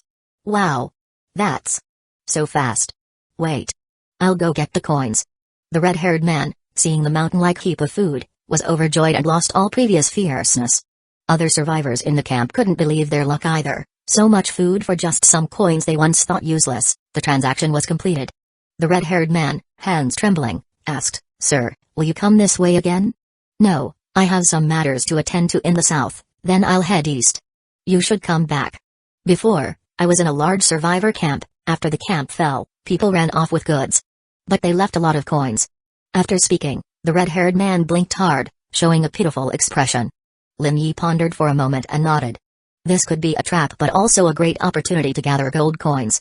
Since recruiting Hubert and others, along with several victories, he had become more confident. Okay, thank you. The red-haired man called out joyfully. He waved his hand, and a few people quickly ran toward him with a big bag filled with coins. Hubert smiled at them and then taught them how to combine coins. Afterward, Lin Yi sent these spoils back to the shelter and left the place himself. As soon as he departed, the camp residents swiftly went into action. They cooked food methodically and in appropriate portions to avoid binge eating. Since vegetables don't keep long, they immediately began cooking the leftover vegetables. Having been hungry for so long, many could only survive by eating edible herbs and roots, so the food they just bought was a godsend. After leaving the camp, Lin Yi rode his motorcycle, put on cool black sunglasses, and watched as the red-haired man's camp shrank into a red dot in the rearview mirror. Up ahead, the highway sign leaned toward the sky, with Thierry Castle written across it, riddled with bullet holes. This is an unremarkable small town with a population of about 15,000, now entirely inhabited by zombies. Straight line distance-wise, Thierry Castle is about 12 kilometers from the red-haired man's camp. Needless to say, the journey would not be easy. After traveling about 5 kilometers, he encountered a zombie horde blocking the wide highway. Solomon, can you hear me clearly? Boss, I hear you loud and clear. Are there any orders you'd like to issue? Those zombie friends blocked the road. About 500 of them. Bring some people over. Yes, boss. Chapter 131, Frenzied Military Training Paris Suburbs. A few minutes later, Lin Yi learned via radio that Solomon had already prepared with his men. He returned the motorcycle to the shelter, summoned his soldiers, and set up a car barricade. He carefully inspected the 100 people in front of him, frowning, as he only recognized a few among the soldiers. Almost 90% of them were newcomers. Most of you are fighting under my command for the first time, so listen up. Mages, don't use powerful magic attacks, save as much of your magic value as possible. Archers, release your arrows upon command. Infantry with skill level 2, your main target is the mutant. Now, get into position, let's have some fun. Lin Yi finished speaking and fired a shot into the air. The sound of the gunshot could be heard a kilometer away. The zombies immediately reacted, but it wasn't so easy for them to approach the soldiers. A large number of scrap cars occupied the highway, blocking more than half of the space, greatly hindering the advance of these ignorant zombies. In addition, about 30 soldiers holding bows, shot volleys of arrows at the zombies in front. Some zombies fell on the road, and a few were tripped, making it even harder for the zombies behind to move. At this moment, General Lin Yi posed a question. They have no archery skills, and you're making them act as archers directly? Yes, boss. They are Hubert's people, they've been trying to gather skill books, especially archery skill books. Lin Yi nodded upon hearing this. This was quite thoughtful. Skill books are extremely rare, so directly teaching everyone archery, then giving the skill books to the best archers once found was the plan. At this moment, he had a sudden idea. We have a bunch of useless foes, right? Solomon was at a loss for words. Like the boss, he had tried archery but the results were hard to describe. He had tried his hardest to draw the bowstring until his arm shook, but the accuracy was still very lacking. I think you should have a good chat with Hubert, his training method has some substance. Yes, boss. That old guy thinks he's the best commander in all of Paris besides you, and maybe he's got a point. As Solomon said this, he remembered that all of Hubert's people were soldiers, and they were all professionals. Even those afraid of close combat were at least level 2 or above. Besides the new recruits, Hubert's people were well trained, almost outshining his own. As Lin Yi watched the battle, he thought for a moment and decided on a major improvement. I want you, with Hubert, to divide everyone into groups of 10. Equip them with gear and vaccine bracelets, then take them out for some training, to truly hone them. As you command, boss. Lin Yi waved his hand, and Solomon returned to the shelter, heading off to find Hubert. In the battlefield, the close combat soldiers were initially a bit confused and hesitant, never having fought under such conditions. But more experienced veterans, those who had worked under Lin Yi before, demonstrated to their companions what to do. They opened car doors or simply took them off, preventing the zombies from passing through, and then everyone began earning experience points with ease. Among this group of zombies, there was only one mutant, and typically, mutants rarely group together. This was a typical scenario, an agile zombie surrounded by a group of tanks. It thought the timing was right and charged from the left, aiming to bite a nearby soldier's throat. But the mutant got a little surprise, as an archer soldier took out a handful of screws from his pocket and tossed them into the air. With a wave of his hand, dozens of screws shot through the mutant like bullets, riddling the undead creature with holes. Thank you, old soldier, shouted the unguarded recruit, who was so scared his heart almost stopped. If not for the veteran, he would have been doomed, as the vaccine bracelet couldn't fix a throat.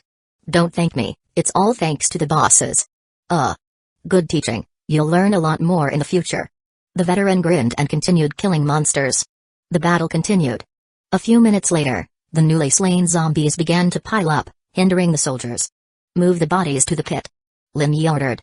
Among the team were a few veterans from the Mad Plunderers group, who quickly demonstrated to others how to move the bodies to the pit.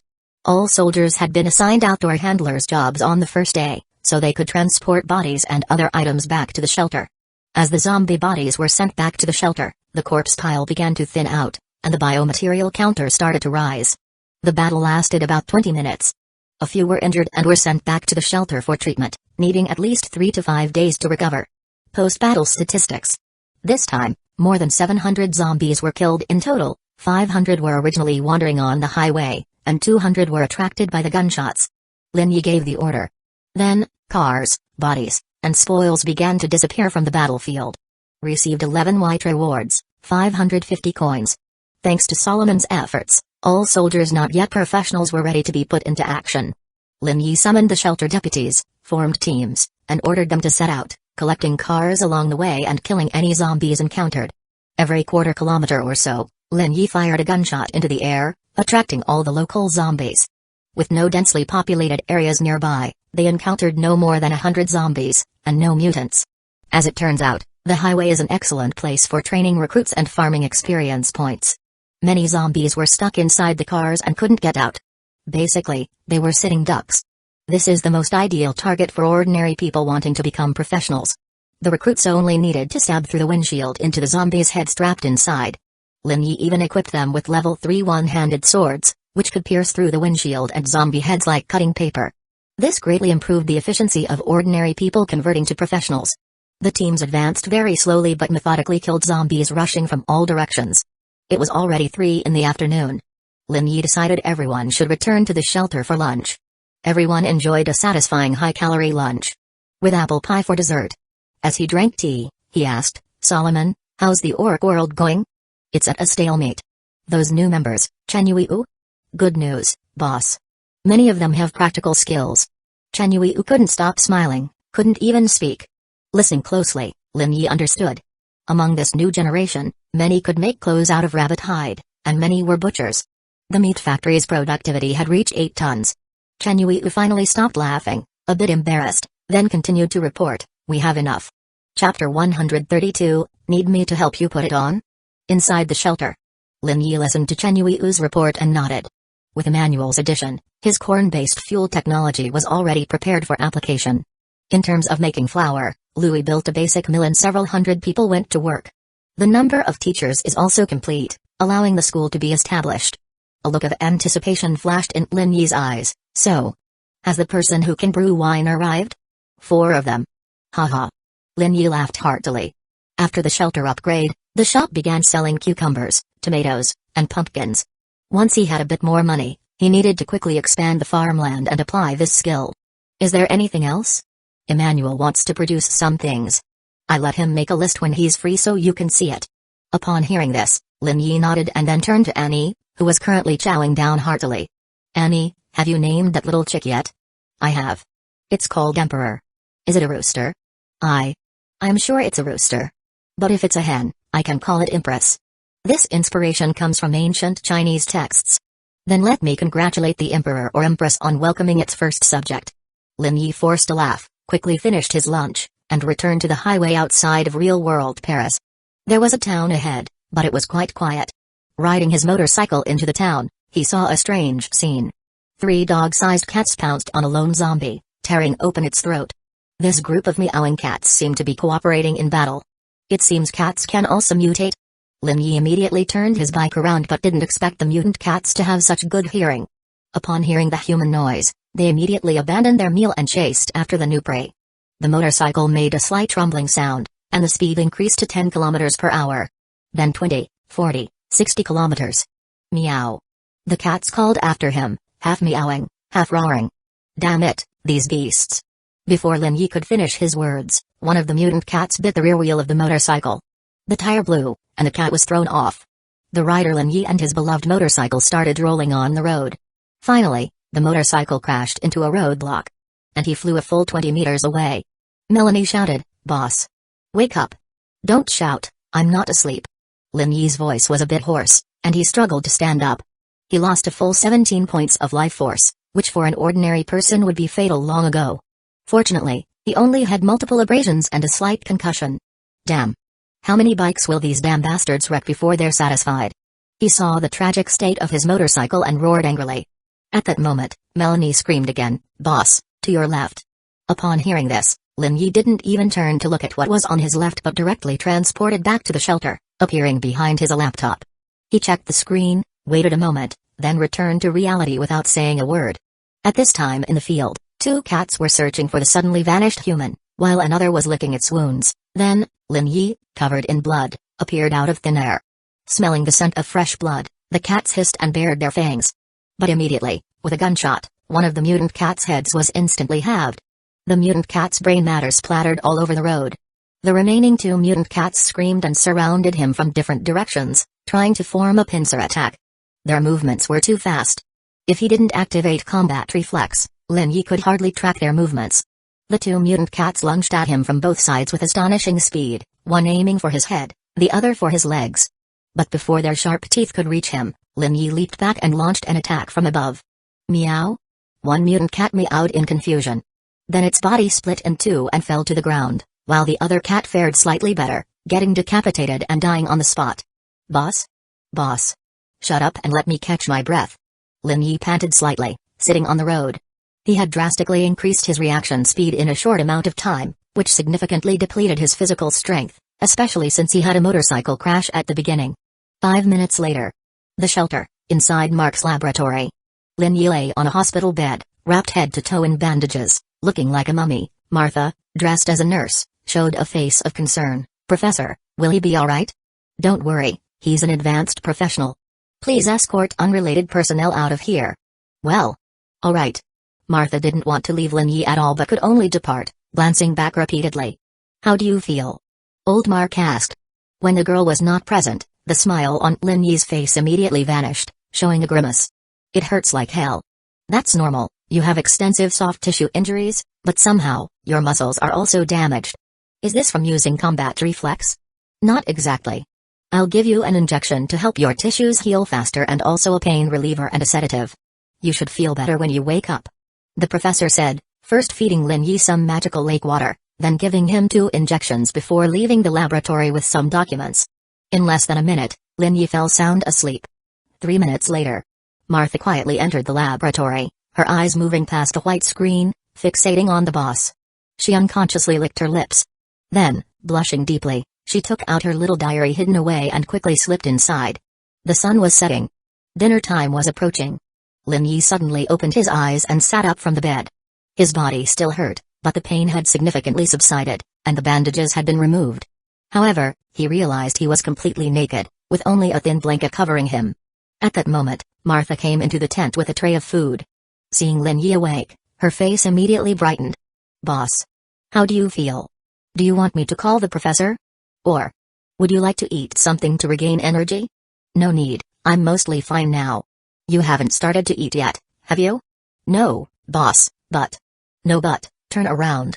Lin Yi said, conjuring some clothes to wear. His body was covered in bruises, and there were 3 stitches on his face, but luckily his prominent nose was intact. Boss. Martha called out. She obediently turned around but rebelliously turned her head again, peeking sneakily from the corner of her eye. Boss. Do you need my help getting dressed? No, I can handle it myself. Alright. Martha said, feeling downcast. However, as if thinking of something, her face began to flush again, and an ambiguous smile appeared on her lips. Chapter 133, The Little Girl's Small Request Inside the Shelter. Lin Yi, covered in bruises, dragged his steps towards the central area, mumbling something to himself. In some way, he kept moving forward. Everyone, seeing the boss so severely injured, gasped in shock. Many people asked what happened, and everyone proactively offered to help him get to the cafeteria. Lin Yi's head felt stuffed with cotton, but he still tried to maintain a tough guy demeanor, earning gasps of admiration. Wearing a fur coat in the summer, sleeping on a cold bed in winter, damned suffering. Lin Yi muttered. Fortunately, Martha came up at this time, politely thanking everyone for their help. Meanwhile, she supported the limping boss, squeezing his muscles to ensure he didn't fall. Arriving at the dining table, Annie saw the boss, her mouth full of food nearly causing her to choke like a sneaky little cat. Boss? Hey, the boss is here. Boss? Everyone stood up and quickly walked to his side. Lin Yi looked at the concerned faces in front of him, noticed their heartfelt sympathy, and smiled. We'll talk later, let me eat first. The table was filled with a bowl of meat soup and a dish made of potatoes, meat, and vegetables. Lin Yi ate to his heart's content, and when he was full and satisfied, he finally lifted his head from the plate, leaning back in the chair. Contentedly, he looked up at the starry sky. Solomon, how is the defense situation? The beastmen are building siege weapons, but I think it's another attempt to provoke us. But we must remain vigilant. I have good news, boss. At this moment, the red-haired girl Sylvie began to report progress. With the help of Professor Mark and Louis, I successfully crafted system weapons and placed them in the armory. Oh, really? Lin Yi concentrated, and a short spear transmitted from the armory appeared in his hand. Well, how to describe it? It looked more like a blade duct taped to a stick. Inferior light spear, level 0, weapon made by a novice, with low durability and damage, and inconvenient to use. Note, This weapon may break during attacks. Lin Yi looked at the thing in his hand, not sure what to say. The description didn't sound too flattering. Boss. Sylvie blushed red and shouted loudly, "Not that one, boss. There's another spear." Stunned, Lin Yi produced another one. Light spear, level 1, made using a level 4 weaponsmith workbench. Although the maker lacks experience and skill, it has reasonable balance and good attributes. This one looks pretty good. Lin Yi held the 2-meter-long spear, found it approximately 6 pounds, heavier than normal, but seemingly suitable for battle. Its inch-long steel spearhead was cross-shaped, preventing it from getting stuck in an enemy's body. At this point, Professor Mark stepped forward to ask, "Boss, can I take a look?" Lin Yi nodded and handed the spear to him. The professor silently examined the spear for a while, then handed it back with a slight smile. "Boss, take a look at the description again." "Huh?" Light spear, level 1, made using a level 4 weaponsmith workbench. Although the maker lacks experience and skill, it has reasonable balance and good attributes. Hidden attributes detected: damage, 9 durability, 7 out of 7 price to sell in shop, 13 coins. Seeing the hidden attributes, Lin Yi smiled, "Not bad. Congratulations, Professor, you finally figured out how to use your skills." Before this, Old Mark obtained identification skills, but identifying various drugs, materials, and other agents showed no effects. The old professor was also pleased, although his identification skills had certain limitations. This skill can only gain experience when first identifying new types of items, and the experience gain depends on item level. Lin Yi sent the spear back to the warehouse, then took out a regular level 2 system sword. Basic one-handed sword, level 2, slightly better than a newbie's baseball bat, perfect for chopping a regular zombie's head. But be careful not to hurt yourself. And don't use it to stab friends or family as it's dangerous. The professor took a sip of coffee, walked to the boss, took the sword, and started identifying it. Basic one-handed sword, level 2. Hidden attributes detected: damage, 15 durability, 19 out of 20 price to sell in shop, 16 coins. Witnessing this, Lin Yi laughed, "Pour more coffee for the professor." Old Mark looked puzzled. In the next hour, Lin Yi took items from the warehouse for the professor to authenticate. When they finally finished, the old man was pale from consuming too much magic value. Nevertheless, because of this, Lin Yi confirmed all level 1 armor's defense is 6, all level 2 armor is 9. A baseball bat's attack power is 10, a lucky axe is 13, a level 2 bow is 18, a level 3 sword is 22. Magic equipment has no hidden attributes. Lin Yi asked Sylvie, "Is making spears or other system weapons difficult?" "Boss. Very difficult, super difficult.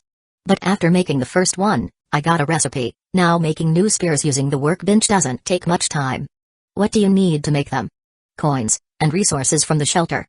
"Okay, I've got 3 tasks for you," Lin Yi said, raising 3 fingers.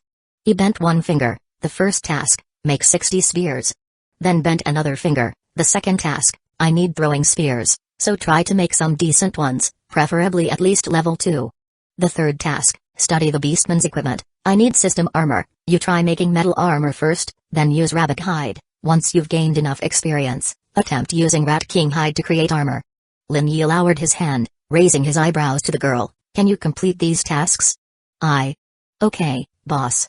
Sylvie hesitated but then earnestly agreed. But afterward, she suddenly asked, "Boss, if I succeed in completing the tasks, could you?"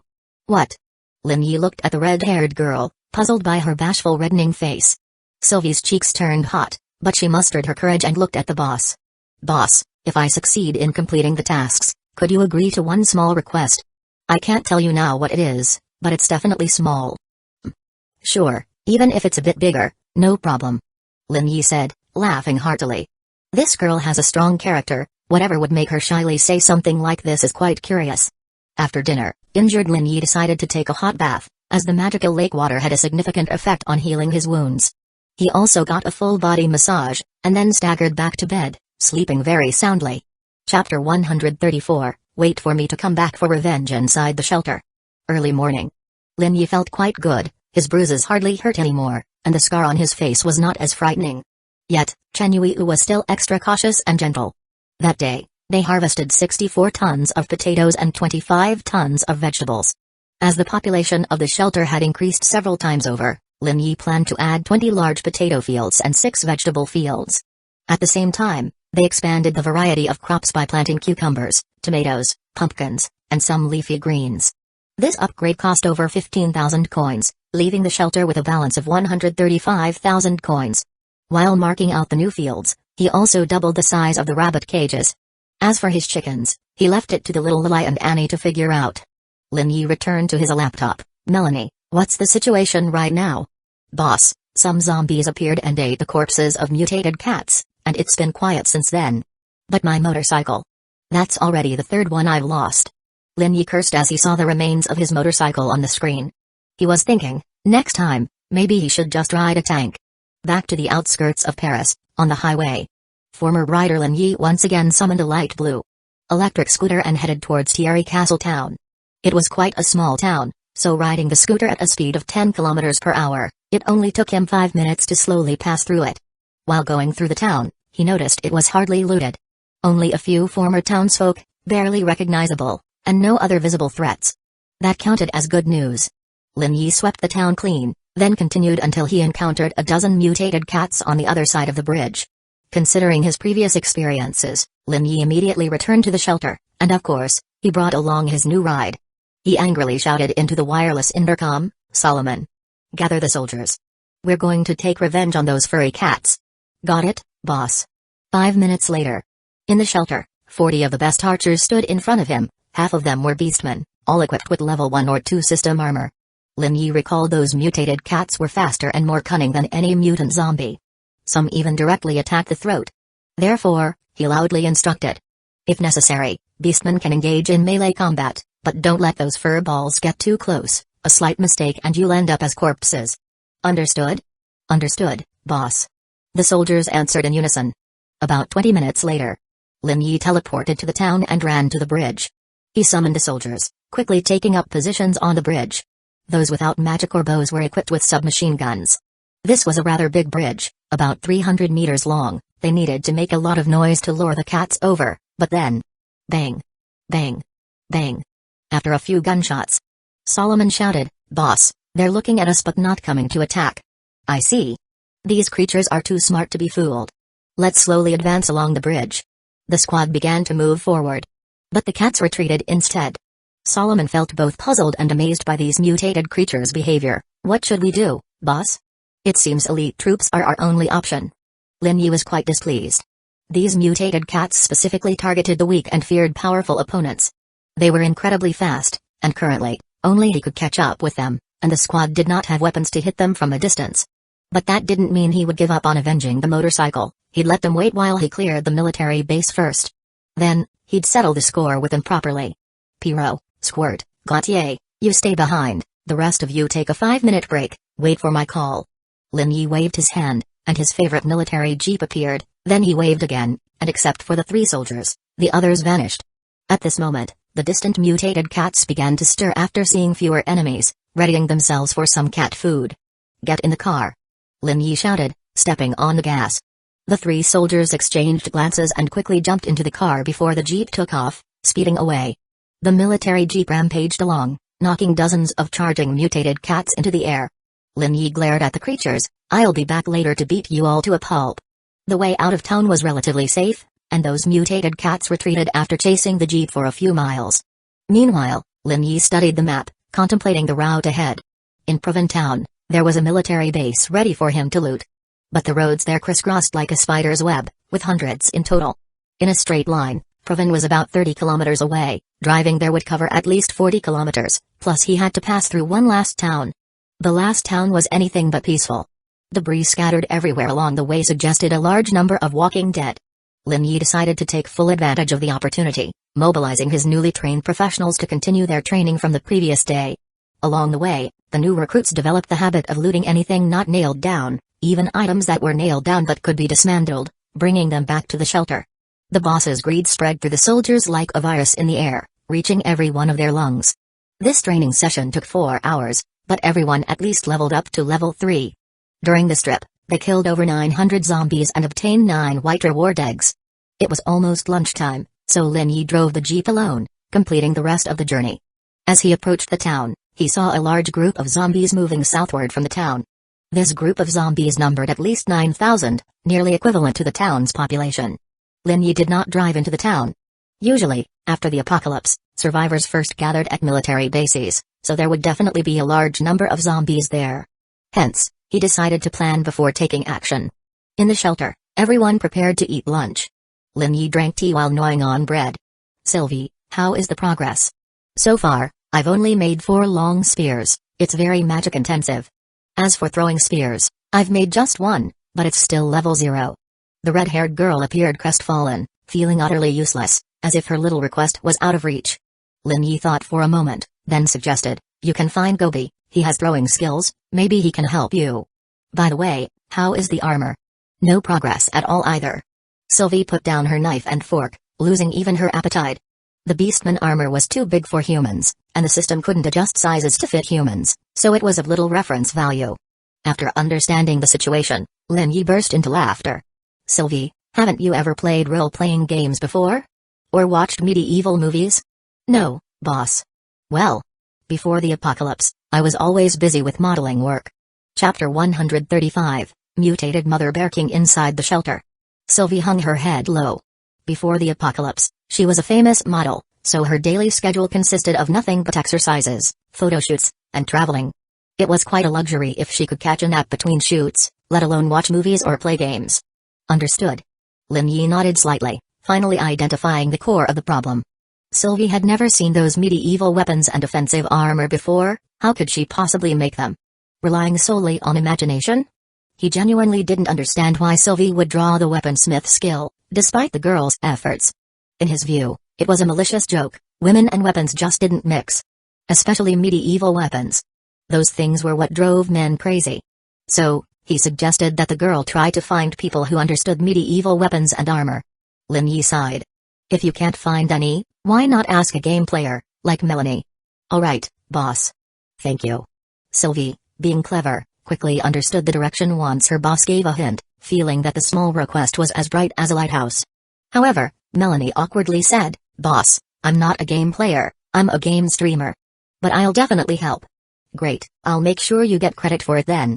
Lin Yi nodded in thanks, then moved on to the next issue. Solomon, what's going on with the beastmen over there? They are always preparing something, cutting down a lot of trees. I've been recording all their movements, should we go and sabotage their plans?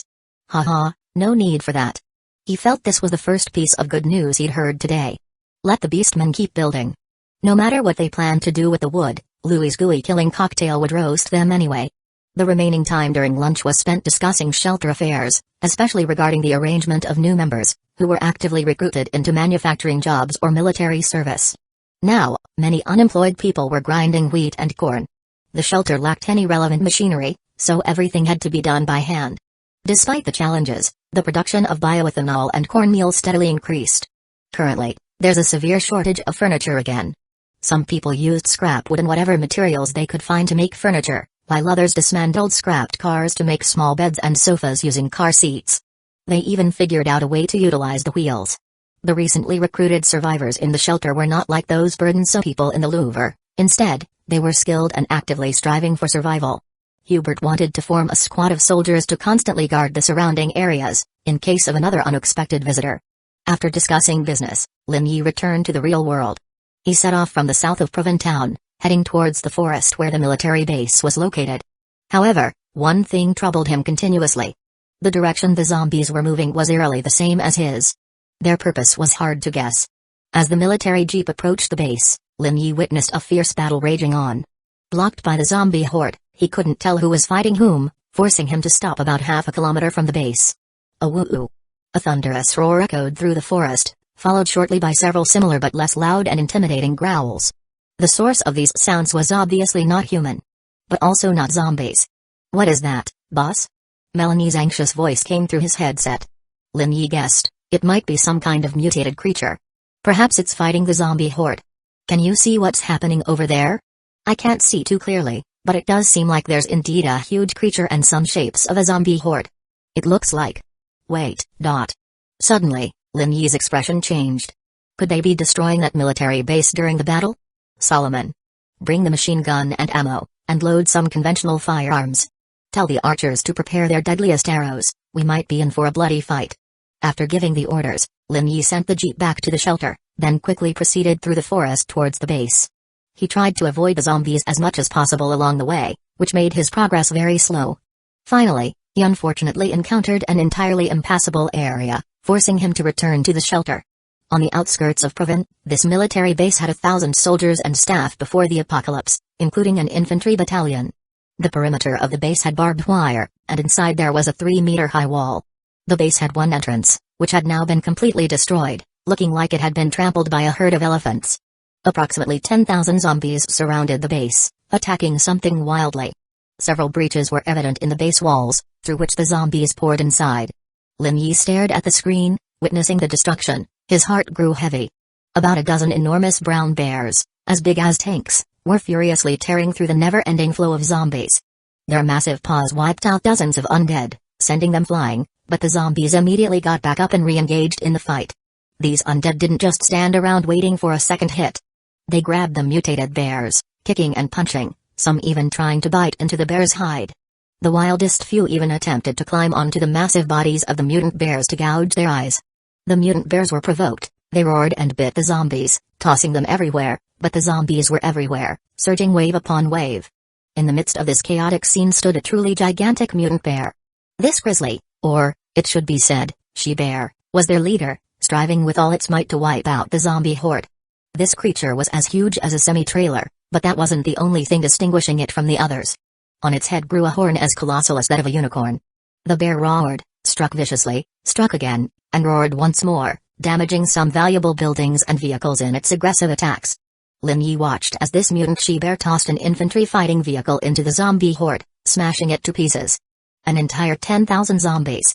No matter how strong these dozen mutant bears were, against such an overwhelmingly massive number, they struggled to cope, finding even fighting difficult. The main attack force of this zombie horde was a particularly agile and fast-moving zombie.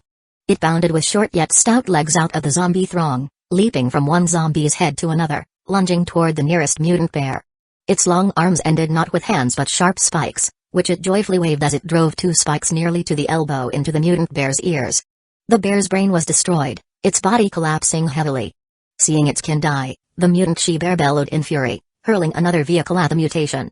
But this agile zombie evaded the assault. However, the she-bear king anticipated this and swiftly flung a large chunk of wall at it, as if swatting a pesky mosquito with a newspaper, crushing that zombie mutation to pieces. Chapter 136, The Fisherman Gains the Benefit. Provence suburbs. The bear pack roared in agony, biting, clawing, and crushing the zombies, but it was all in vain. For every zombie killed, another took its place. Bears fell one after another, overwhelmed by the zombies' fierce assaults. As the leader of the bear pack, the mutated mother bear king watched this scene and became even more frenzied and furious. The battle continued for another hour.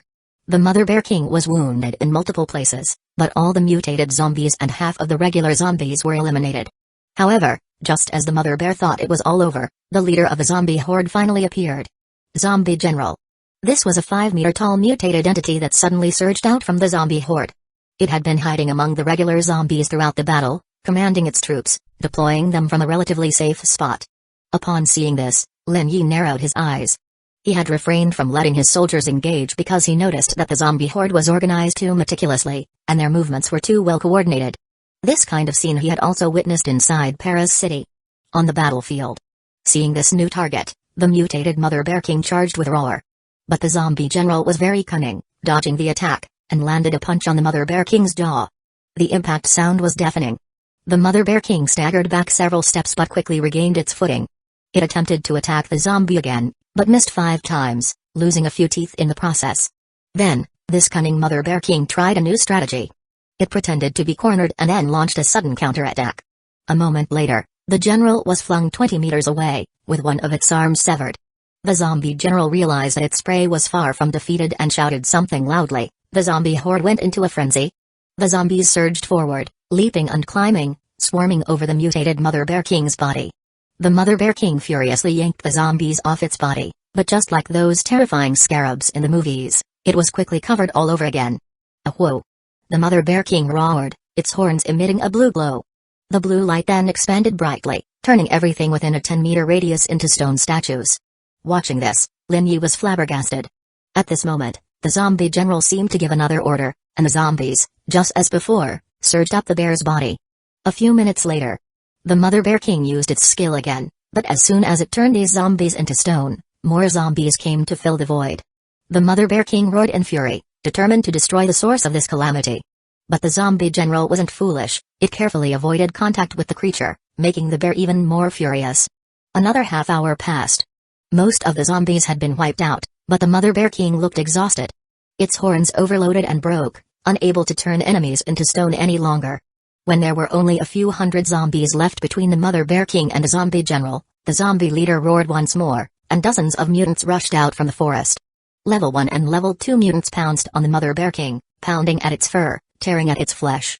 The Mother Bear King roared, desperately fighting back. The mutant zombies were crushed, swallowed, and shredded one after another by its claws, but the zombie general achieved its goal. The creature before them was no longer a bear king, but an animal beaten half to death. The Mother Bear King was bleeding profusely. One of its eyes was gone, its right foreleg was broken, and its fur was covered with dozens of gruesome wounds. The zombie general seemed to have won, but at that moment, a human appeared out of nowhere on the battlefield. Take out these monsters. Lin Yi mobilized his elite warriors, waiting for the best moment to strike, and then wiped them out. The moment had finally arrived. Show that zombie blockhead a lesson. Use assault rifles and machine guns. Mages, deal with that Mother Bear King. Use all your magic value. Archers, focus half the firepower each. Lin Yi commanded with a wide, gloating smile, these monsters have made a mess of my military base, and they must pay. 200 armed soldiers opened fire. The unsuspecting zombie general suddenly found itself targeted by machine gun bullets. But the Mother Bear King's fate was even more tragic. First, it was struck by a bolt of lightning, then hit by 4 fireballs, and the most deadly blow came from Pyro. This young veteran Lin Yi brought out, the leader of the magic squad, a level 7 mage. He wielded a level 3 magic staff, channeling all his magic value into a fireball that, when it hit the already heavily injured Mother Bear King, caused it to explode like a grenade, hurling it 3 meters high before it fell heavily, roaring in pain. Meanwhile, the zombie general tried to escape the machine gun fire but eventually was riddled with bullets.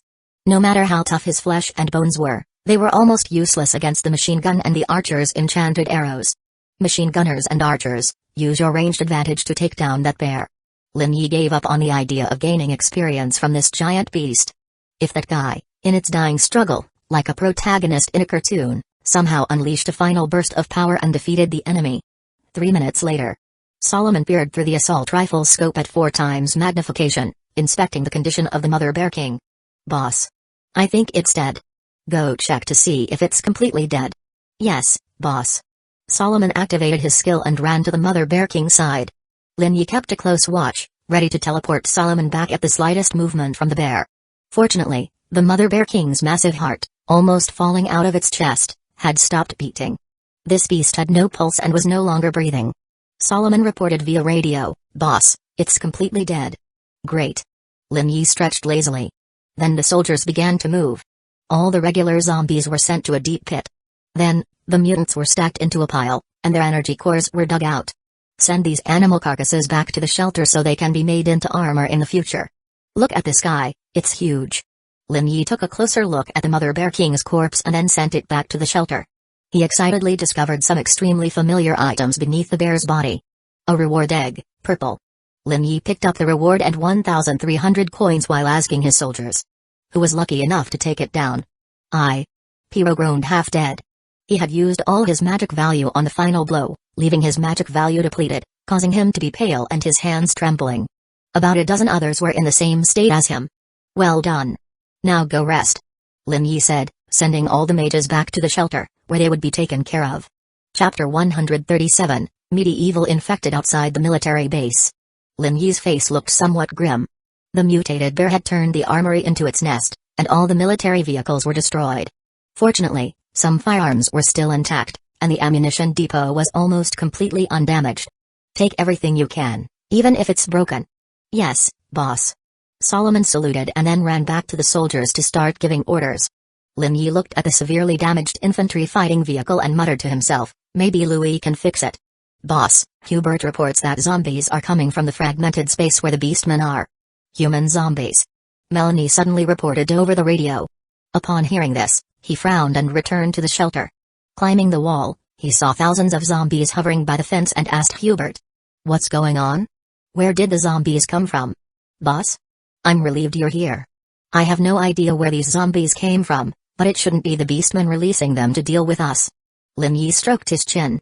With the zombie surge approaching, the shelter had already determined this to be an invasion and blocked access to the store. Now, with the shelter bordering the beastmen world, if this side was invaded by zombies, then the beastmen lord's side should also be overrun with zombies. He looked into the distance. The forest and the entire area beyond were filled with aimlessly wandering zombies. At this time, Solomon led 105 soldiers from the military base to this side as well. The troop gathered. Lin Yi led his men to the fence. Upon seeing humans, the zombies immediately became lively and started violently striking the barbed wire fence. Guys, here's a chance to farm some experience for free, but be careful. This might be a beastman trap. Get moving. Reinforcements are on their way. Boss. Are the reinforcements ours or the zombies? I think both. Get moving. Ordered Lin Yi. War officially began. When the zombies noticed humans and heard the sounds of battle, they surged forward. Thousands of zombies from all around the fences and surrounding areas gathered, hoping to taste delicious food. This was simply a feast of human flesh. There were humans with flavors of wild boar, bear, reptile, dog, cat, and even beef. These zombies looked human, but their clothing was a mix between ancient Greece and ancient China apparel. Their skin was red, and both men and women wore braids. Seeing these female zombies, I really feel hopeless for ancient male compatriots. Lin Yi commented after glancing at the charging female zombies. Their bodies were mostly flat as boards, at most a bee. If that was even high enough. To say they were bitten away could be reasonable, but he felt it wasn't. That was their original state. At this moment, a tall, bearded warrior methodically slaughtering zombies laughed heartily, expressing his delight. Boss, actually, I kinda like those. Women with 2 green bins placed on the table. Are you crazy? Another equally tall, bearded soldier interjected. But their backsides do look nice. Round and not too big. Then an endless debate about big and small, round and plump began. This debate lasted half an hour. The small chess team captain emerged victorious in this debate, taking a breath. Is it just me, or are these zombies really more than before?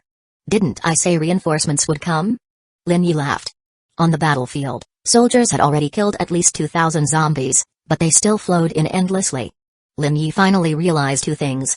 First, this was not a trap by the beastmen race. They didn't have the capability to drive so many zombies. Moreover, no beastmen had been seen in the battle so far. Second, the invading zombies might not actually be zombies, but more like infected individuals. Lin Yi thought they weren't dead, just infected, otherwise why hadn't they evolved or mutated? So, he ordered over the radio. Hubert, bring everyone who wants to be a professional or farm experience points. There are no beastmen here, and it's not much of a threat. Yes, boss. Except for 8 machine gunners and a few people in the lookout towers, all the soldiers came down from the walls to start wiping out the invading zombies. But no matter how many zombies they killed, more always flooded in from behind. The mesh fence was an excellent weapon against ordinary zombies. As long as you got to the fence, targeted properly, you could use swords, knives, pikes, or even shoot arrows through the mesh holes to pierce directly into a zombie's eyes. If your weapon is sufficiently hard, or if you have enough power, you could even directly attack the skull. The newcomer soldiers had no rest. Right upon arriving, Lin Yi ordered them to replace those guarding the fence so some could catch their breath. Before long, 200 civilians also arrived. After 2 hours of continuous fighting, people noticed the flow of zombies, or called infected, was starting to decrease. Enemies continued to surge from the woods as before, but this walking experience points flood had turned from a torrent into a trickle. Another half hour passed. Then, something strange happened. All the zombies suddenly turned and ran back to the forest. At this moment, the shelter's alert sounded. Attention, invasion repelled, the corpses of your fallen enemies are being recycled. You receive 210,510 units of biological matter and 21,051 survivor coins. Received 312 experience points as a reward. Rewards have been sent to your warehouse. Alright, job's done. Lin Yi shouted loudly. After this exhilarating battle, he had leveled up to level 9. He added the newly acquired attribute points to agility as always, increasing agility to 20, totaling 24 with equipment bonuses. View attributes, name, Lin Yi, level, 9, experience points, 149 out of 1,280, 12%, attribute points, 0, endurance, 6 out of 17, magic value, 10 out of 10, power, 18, 22, agility, 20, 24, endurance, 13, 17, vitality, 13, 17. Magic power. 10. Skills, combat reflex. Level 2. Extra life. Level 1. Lin Yi had just returned to the safe side of the wall when a tall and lean soldier sprinted over from one of the lookout towers, anxious to find him. Boss, there's smoke coming from the Beastman Fortress. 6 hours earlier. In the palace of Turgay, Lord of Spacetime. Inside Turgay's palace. Notice, a moving island has been detected along the arc route, collision expected in 6 cycles, looks like. I finally can witness an exciting battle. Turgay panted, revealing his sharp fangs. Chapter 138, Melanie's breastplate inside Turgay's palace. The Lord stood up from the throne, stretched his strong muscles, and then picked up a sword placed on the right side of the throne.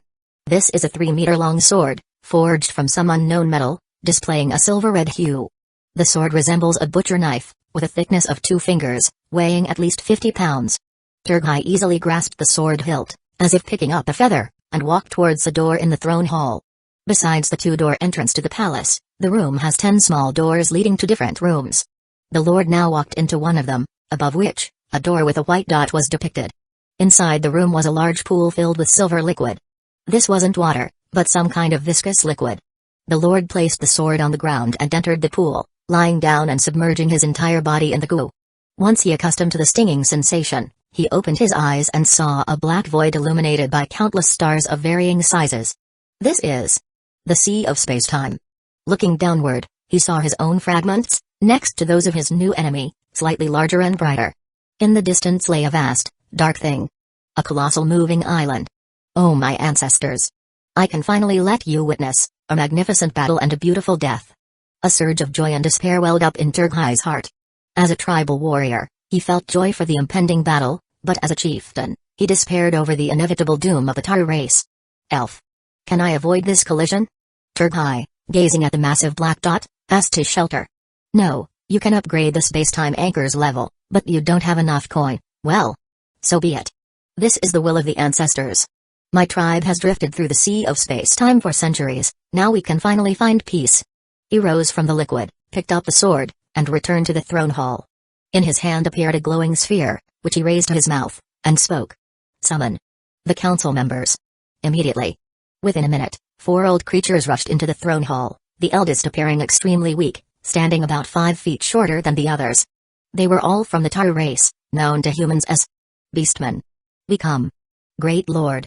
The elderly Taru spoke in unison. What happened? Great Lord? In 5 cycles, we'll collide with a moving island. The Lord's words silenced all the elders. At this moment, Shu spoke up. It's not time for despair yet. Do you have a plan? An elder asked. Our new enemy. Though I hate to admit it, that human lord is strong. They survive better than us. Nonsense. Another elder shouted indignantly. We, the Taru race, have endured. If the human lord attacks in full force, do we have any options besides fighting to the death? Shu interrupted mercifully. The elder, his lips trembling, was speechless. Great Lord. Elder Shu knelt. That human lord excels at defense and strategy, yet we haven't repaired our city walls. I suggest. Inside the shelter. Lin Yi was sitting at the table by the camp on the wall, asking, Solomon, have all the weapons and ammunition from the military base been packed? At this time, the soldiers were enjoying a lavish meal, relaxing and resting. Lin Yi was with them, eating more than anyone else. After all, he had killed over 200 infected, expending a lot of physical strength. Not yet, boss. We've taken the most valuable items, including weapons and armor, but next we'll need to organize these things. Understood. Once you've rested, take as many guns and ammo as possible, if necessary, enlist some civilians for help. Yes, boss. Lin Yi looked at the mountain piled with corpses below the wall, a gleam flashing in his eyes. He was quite certain this wasn't the last wave of zombies, which meant those guns and ammunition would be of great use. After this long battle, the soldiers were highly motivated, many leveling up, some more than once. The majority, especially civilians, had become professionals. Currently, most soldiers had reached level 5, significantly improving their combat attributes. Xiaoshuatu was almost at level 8. Commander Solomon and Mage Squad leader Piro, after defeating that bear, had also reached level 8. However, the boss's level remained unmatched, making him the strongest warrior in the shelter. The shelter also gained a lot of coin and biological materials, but it was too early for celebration. Boss. I came to deliver this.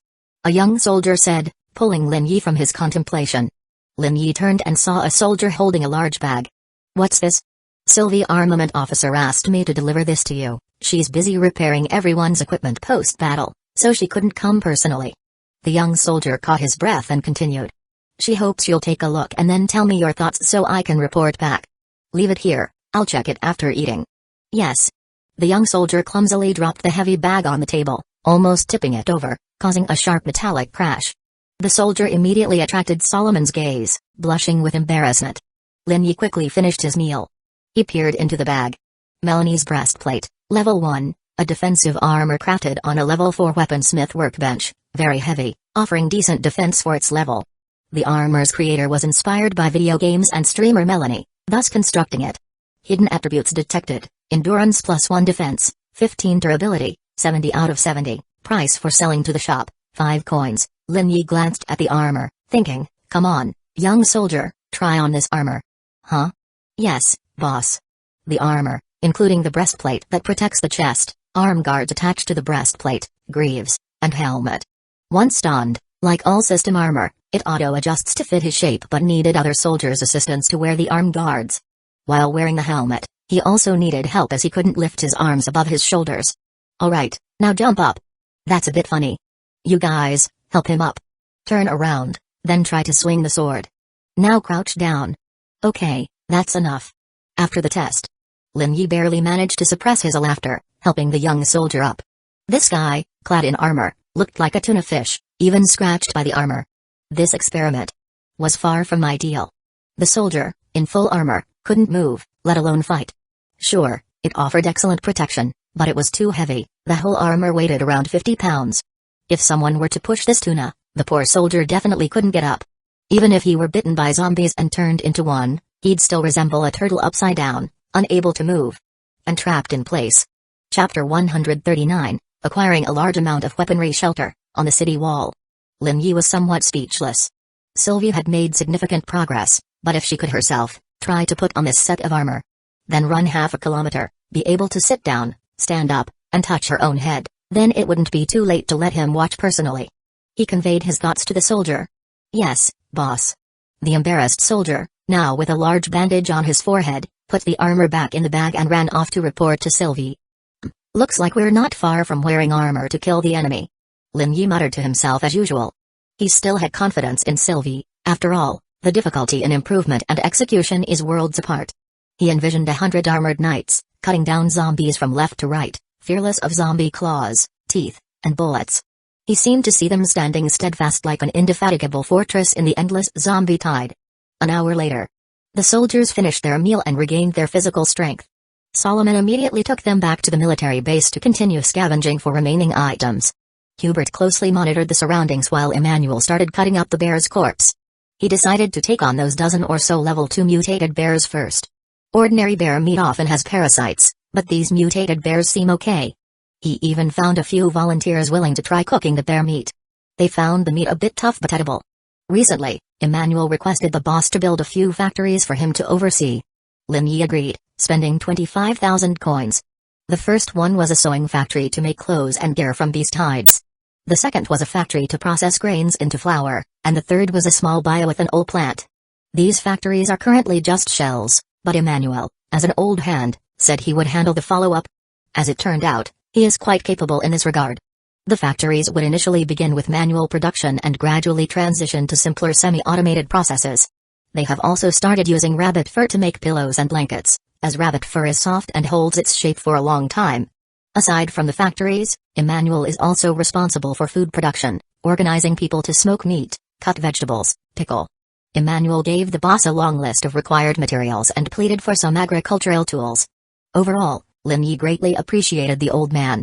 However, after seeing Emmanuel's list, he concluded, "Looks like I need to thoroughly scavenge some town again." Fortunately, there is a small town nearby. Provin. The zombie general had taken most of the zombies from Provin, making this small town suitable for plundering. However, due to the threat of beastmen zombies, they currently don't have the time or manpower to raid the town. Time passed, the sun gradually set in the west. The zombies did not attack, but the smoke billowed thickly from the beastmen fortress, and fires burned all over the forest, the sounds of battle still audible. Finally, it was dinner time. Solomon returned to the shelter. He and his men scavenged almost everything they could from the military base. That night, everyone ate Indian cuisine and some Belarusian dishes, with pastries and jam for dessert. Everyone was exhausted, so dinner was relatively quiet. Sylvie was in a very low mood due to her armor-making mishap. Following the boss's advice, she tried on the armor herself and ended up falling over. She was alone at the time, with no one to help her get up and remove the armor. She struggled on the ground for an hour and a half, shouting for help, until Natasha called her for dinner, and then.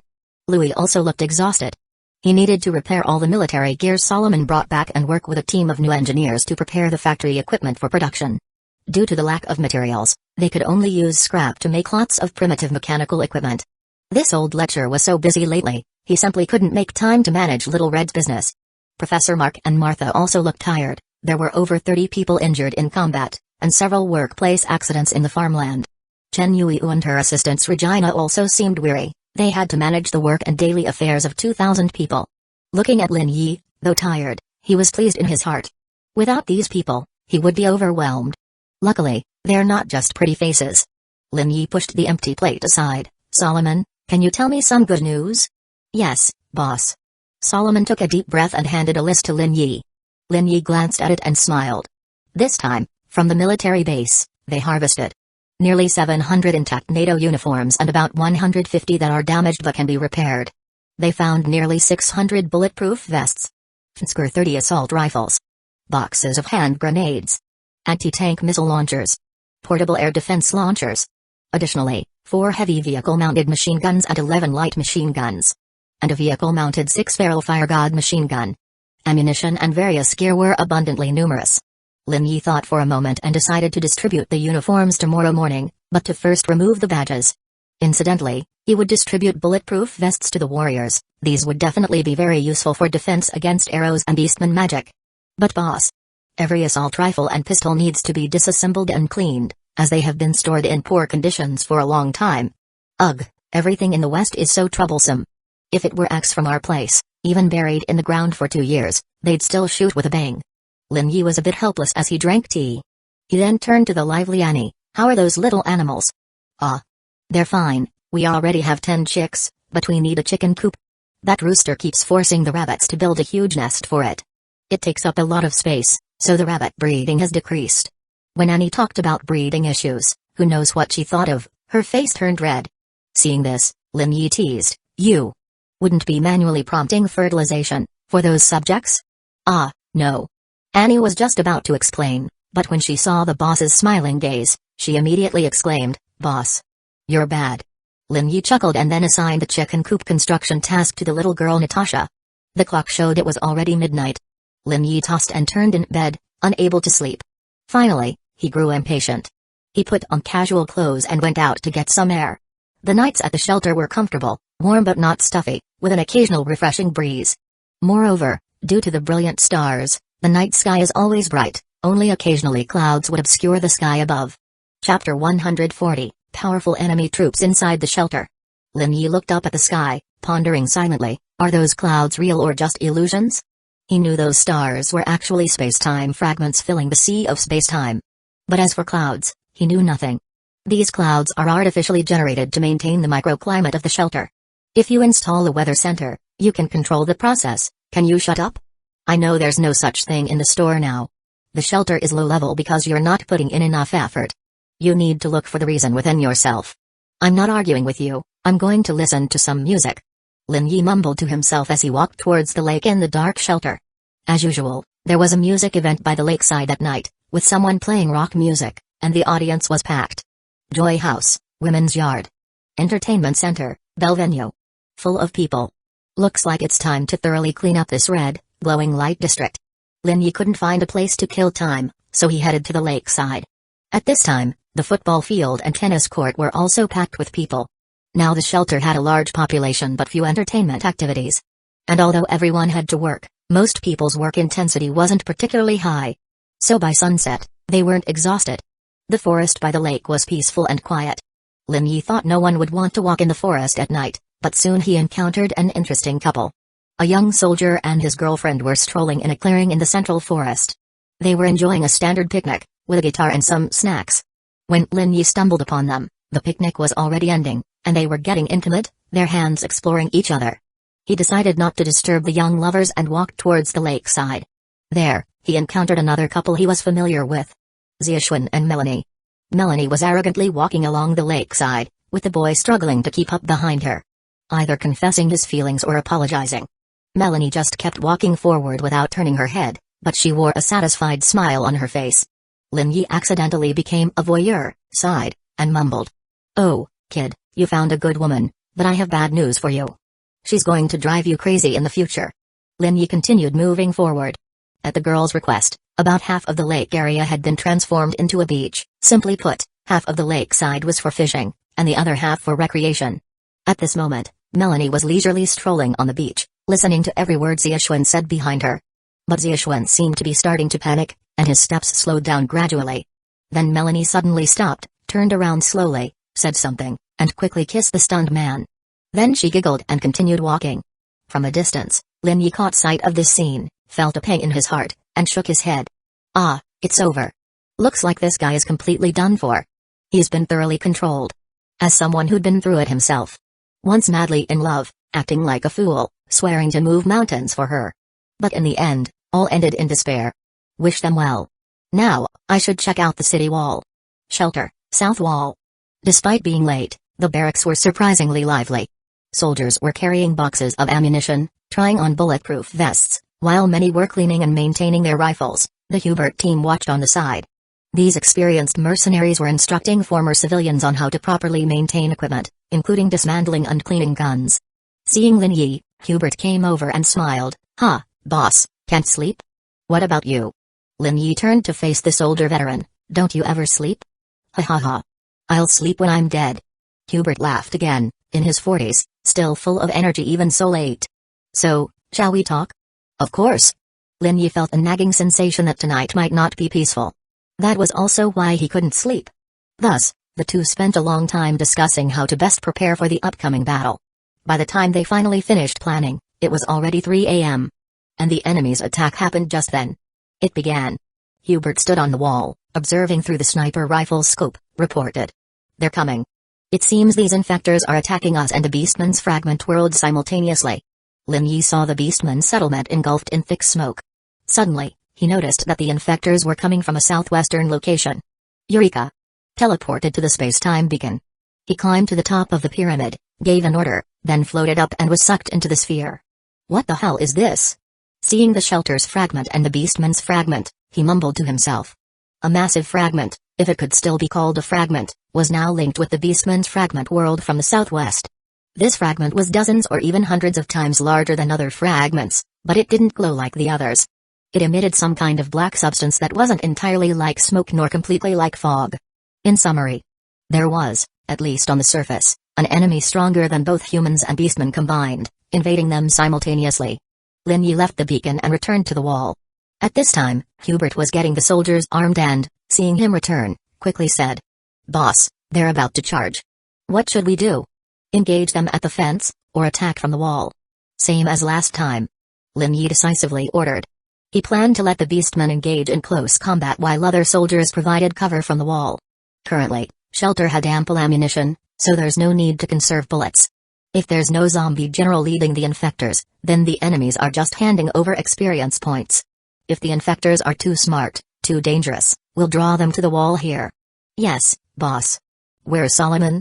"He's testing our new equipment, getting it ready for battle. He's mounted the Fire God machine gun on a military jeep." The battle was about to explode. The infectors surged out from the forest like a landslide, numbering in the thousands. "Fire! Single shots!" Hubert shouted. Instantly, gunfire erupted from the wall. The searchlights brightly illuminated the fence and the area a few yards around it. Visibility seemed decent, yet it made the entire scene even more ghastly. Last time, the infectors aimlessly approached the fence, but now they were desperately trying to destroy it. But the soldiers wouldn't let that happen. When they were about 5 meters from the fence, they threw hand grenades there. Dozens of deafening explosions cleared a large area by the fence. Yet the tide of undead was unfazed. New enemies immediately filled in. Lin Yi pulled out his favorite level 3 pistol. Experience points surged wildly. Chapter 141, The Fence, Destroyed? Shelter, beneath the city wall. One by one, agile mutated zombies leapt onto the fence, swiftly climbing upward, but the barbed wire caught on their rotting flesh, leaving them immobilized. In that instant, the snipers riddled the zombies with bullet holes. The bulky zombies were even easier to deal with. They were the tallest in the zombie army, and could be spotted from afar with ease. Their heads looked like targets painted for a bullseye. Once spotted, soldiers eager for experience points blew their heads to pieces. The soldiers focused all their energy on eliminating the mutated creatures, and as their numbers dwindled, the advance of ordinary infected slowed down, their previous seek and destroy orders replaced by basic instincts. Lin Yi pondered privately. He hadn't seen the zombie general in 2 battles. It seemed the enemy's attention was focused on attacking the beastman race. That's why he sent his commander, the mutated zombie, to lead this group of infected.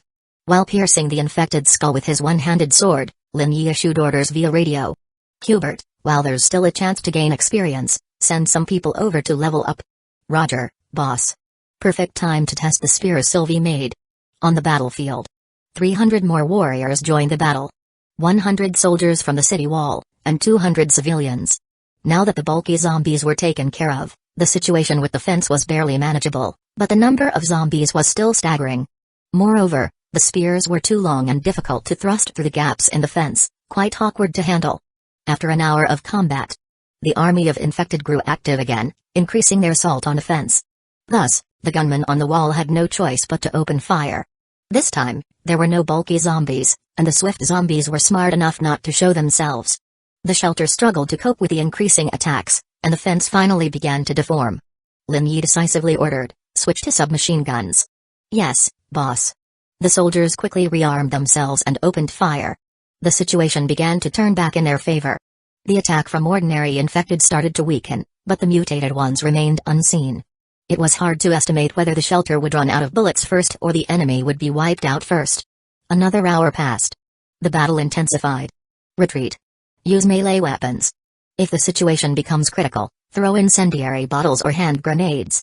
As the first layer of the fence finally collapsed, the soldiers retreated to the second layer of the fence, but the number of zombies seemed as great as before. The mutated creatures still did not appear, the soldiers began to tire, and their weapons needed maintenance. At this moment, Lin Yi raised his hand. "Listen up. Count to 3, throw the incendiary bottles, then quickly fall back. 1.2.3. Dozens of incendiary bottles flew over the fence, and a huge firewall began to ravenously devour its prey. The firewall consumed the entire front line, reaching as high as 10 meters and continuously rising. The first layer of the fence was completely consumed by the fire. Under Lin Yi's command, the soldiers orderly retreated to the entrance of the second layer. Some infected tried to charge through the flames but were quickly engulfed by the firewall, turning to ashes. Hubert stood beside Lin Yi, looking at the frightening mass of zombies below the city wall, and asked, "Do you think the zombie general's plan is to exhaust our physical strength first, then deliver a fatal blow?" "Yes." Lin Yi's answer was simple and direct. In the battle against the mutated Bear King, another zombie general used this strategy. But this zombie general is stronger and smarter. I guess it has more interesting plans, Lin Yi said as he started to assess the battlefield situation. The soldiers were resting, Sylvie and her assistant were repairing system equipment, while Solomon and his men were handling other equipment. In just 10 minutes, the zombies broke through the molten fence ruins. "Look!" Hubert suddenly pointed at the forest. There, a group of mutated zombies was emerging from within. Some of them were level 2.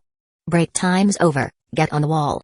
As soon as Lin Yi saw the massive disaster flood pouring out of the forest, he immediately ordered.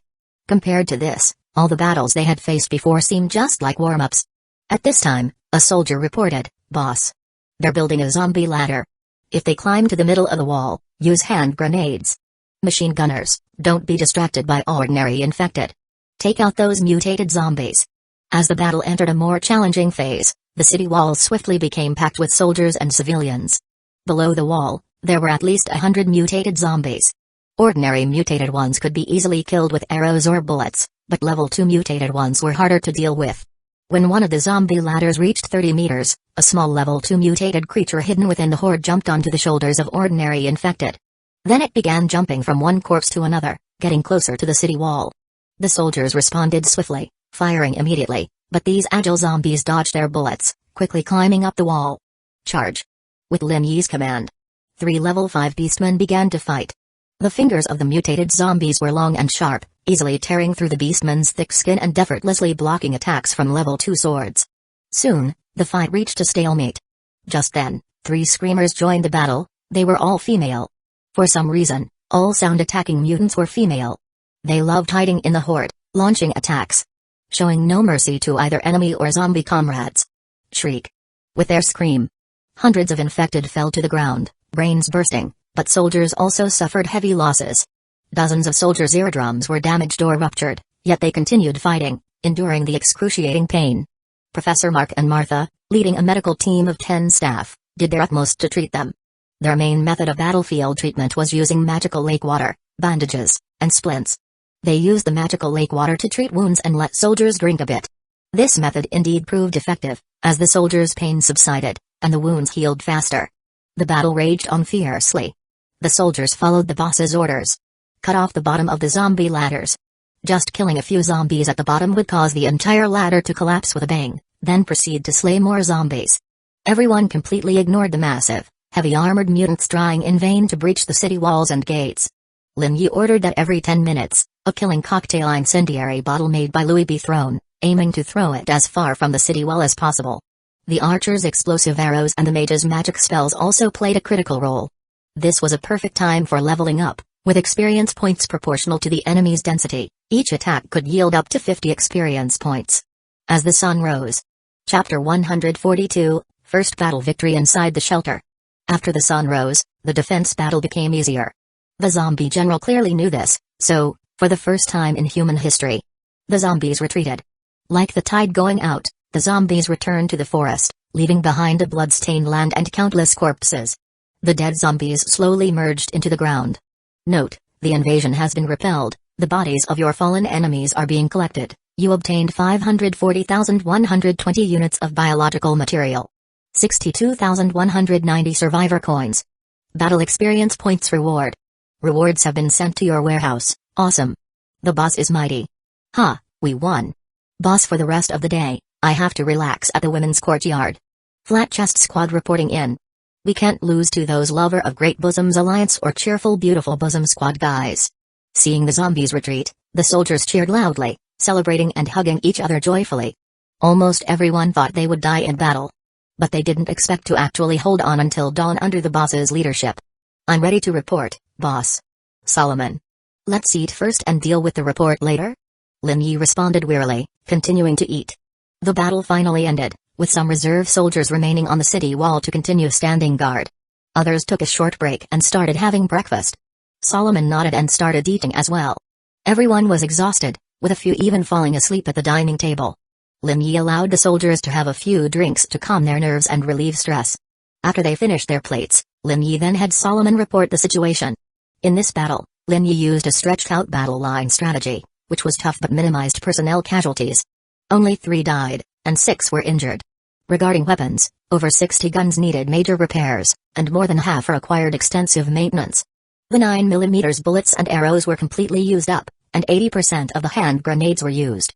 Currently, other ammunition is still sufficient, but if they face attacks like last night's 2 or 3 more times, soldiers might have to fight with swords and stones.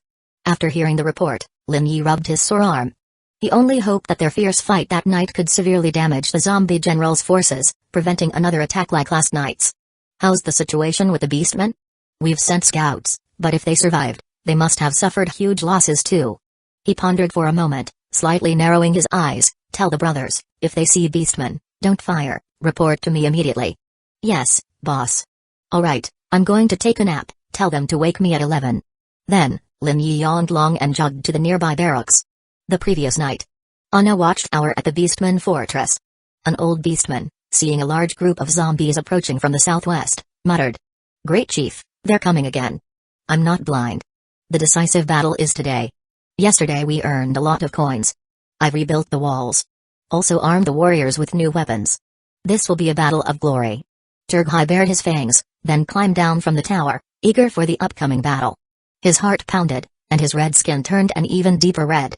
At the gate, he gathered thousands of Taru men, women, and children. They were all fully armored, ready to face the final battle. Among them were about 400 elite warriors, clad in various armors, each over 8 feet tall, with broad shoulders and muscular limbs. Yesterday's battle was extremely glorious. We lost many warriors. But we also killed numerous enemies. We will not shame the names of our ancestors. We will show them the might of the Taru. Ahwhoa. Turghai roared. Ahwhoa. The beast tribe echoed his roar. The zombies fell like waterfalls from the tall stockade. Those who could still move either crawled, limped, or screamed at their prey. There were also mutated zombies pounding the giant wooden door, but the door was sturdy and unmoved. In the previous battle, zombies breached the door in less than half an hour, but this time it took at least an hour. More and more zombies climbed the stockade, forming a massive pile of corpses, providing a buffer landing point for those coming later. The Taru knew how to handle this, with the weakest warriors dealing with the small fry, while seasoned veterans focused on the mutated zombies. In the blink of an eye, an hour passed. The door finally fell. By then, the beastmen were surrounded by a sea of corpses. The Taru fought fiercely, but once bitten enough times, they too turned into zombies, attacking their comrades, brothers, and sisters. The aging shamans sang their songs, sending Taru warriors into a berserk fury. Their fatigue vanished, bodies filled with vitality. Zombie bites no longer infected them, and their wounds healed rapidly. Ahwhoa. Turghai roared, charging towards the shattered door. He swung his massive, blood-soaked blade, slicing a heavily armored level 2 mutated zombie in half with a single blow. Kill them. All of them. We will let our ancestors witness a glorious battle. Turghai's adrenaline surged, his heart pounding wildly. The beastmen warriors roared, charging the despicable undead with thrice their previous strength. Inside the shelter. Boss. Wake up. Annie. Spent all your coins. Huh. What? Damn. Lin Yi leapt up from the bed, then saw Natasha and Annie standing beside it. You almost scared me into having a heart attack. Next time, just wake me up with a splash of cold water. He muttered, but the girls just giggled. Suddenly, a shelter message appeared. Warning, the Lord of Space-Time, Turghai, has initiated his fragment self-destruction program. All nearby fragments will also be destroyed. The explosion will occur in 8 hours. At this moment, Solomon rushed into the room. Boss, as you predicted, the beastmen have come, and there's also this message. Tell everyone to stay calm, I'll handle the beastmen, I knew they'd come. Lin Yi smiled, getting out of bed. Natasha and Annie let out a scream. 20 minutes later, Lin Yi, Solomon, squad leader Piro, and the telepathic mage Li, walked through the main gate together. On the beastmen's side, 10 yards away from the stockade, stood 3 creatures. A giant beastman over 3 meters tall, and 2 small, elderly beastmen in robes, barely 1.6 meters tall. Lin Yi wondered, do beastmen shrink so much when they age? The giant beastman's skin was red, while the 2 elderly beastmen had gray-orange and gray-green skin, respectively. Boss, this could be a trap. Solomon whispered. Chapter 143, Alliance or Not Boundary Gate between the 2 races. Lin Yi and his people had no intention of crossing the barricade. So there was about an 8-meter distance between them and the beastmen, which might be just 2 or 3 strides for the giant beastman. But Lin Yi was sure that if he maliciously took a step forward, he would immediately have his head blasted off. At this time, 3 beastmen were carefully scrutinizing these small-framed humans, incredulous that they had survived the fierce attack last night. The old gray-green beastman had a disdainful expression. The great chief, they are very weak, even children can defeat them. What use are they to us? You old fool. Look at our homes and theirs, they repelled the enemy with ease. We suffered severe losses. Everything's in self-destruct mode. But. Shut up. Don't bother me with your senile stupidity. The red beastman roared, taking a deep breath with every word, appearing as if he was injured. Lin Yi walked closer, observing their conversation quietly as if watching a movie for the first time. The voices of the beastmen were deep, they frequently inhaled while speaking, as if they could only talk during breath breaks. Curious. It's really like watching a strip show on the big road. For the first time. At this moment, the gray-orange beastman tossed a small plank over the barricade. By beastman standards, it's a small plank. To Lin Yi, it's a 1-meter square board, with many runes on the right side, almost like the tuning knobs on an old TV. Negotiation board, a magical artifact used to facilitate dialogue between different intelligent races. This board will automatically convert your thoughts into words and transmit them to nearby other negotiation boards. Range, 100 meters, oh-ho. As soon as Lin Yi finished reading the item's description, information on how to use it appeared in his mind. He grinned and sent his thoughts to the negotiation board, then pressed the rune to transmit information. Hey, how are you guys? Greetings, great tribe warrior. The giant beastman held another negotiation board in his hands. Lin Yi nodded, quite fond of the word great, but he preferred getting straight to the point. Let's not waste too much time on pleasantries. Your whole self-destruct thing is rather silly, isn't it? Yes. How should I address you? What's your race called? My name is Lin Yi. My people have many different names, but we prefer the term human. Nice to meet you, Lin Yi of the humans. I am Turghai, ruler of the Tur tribe of the Tar race.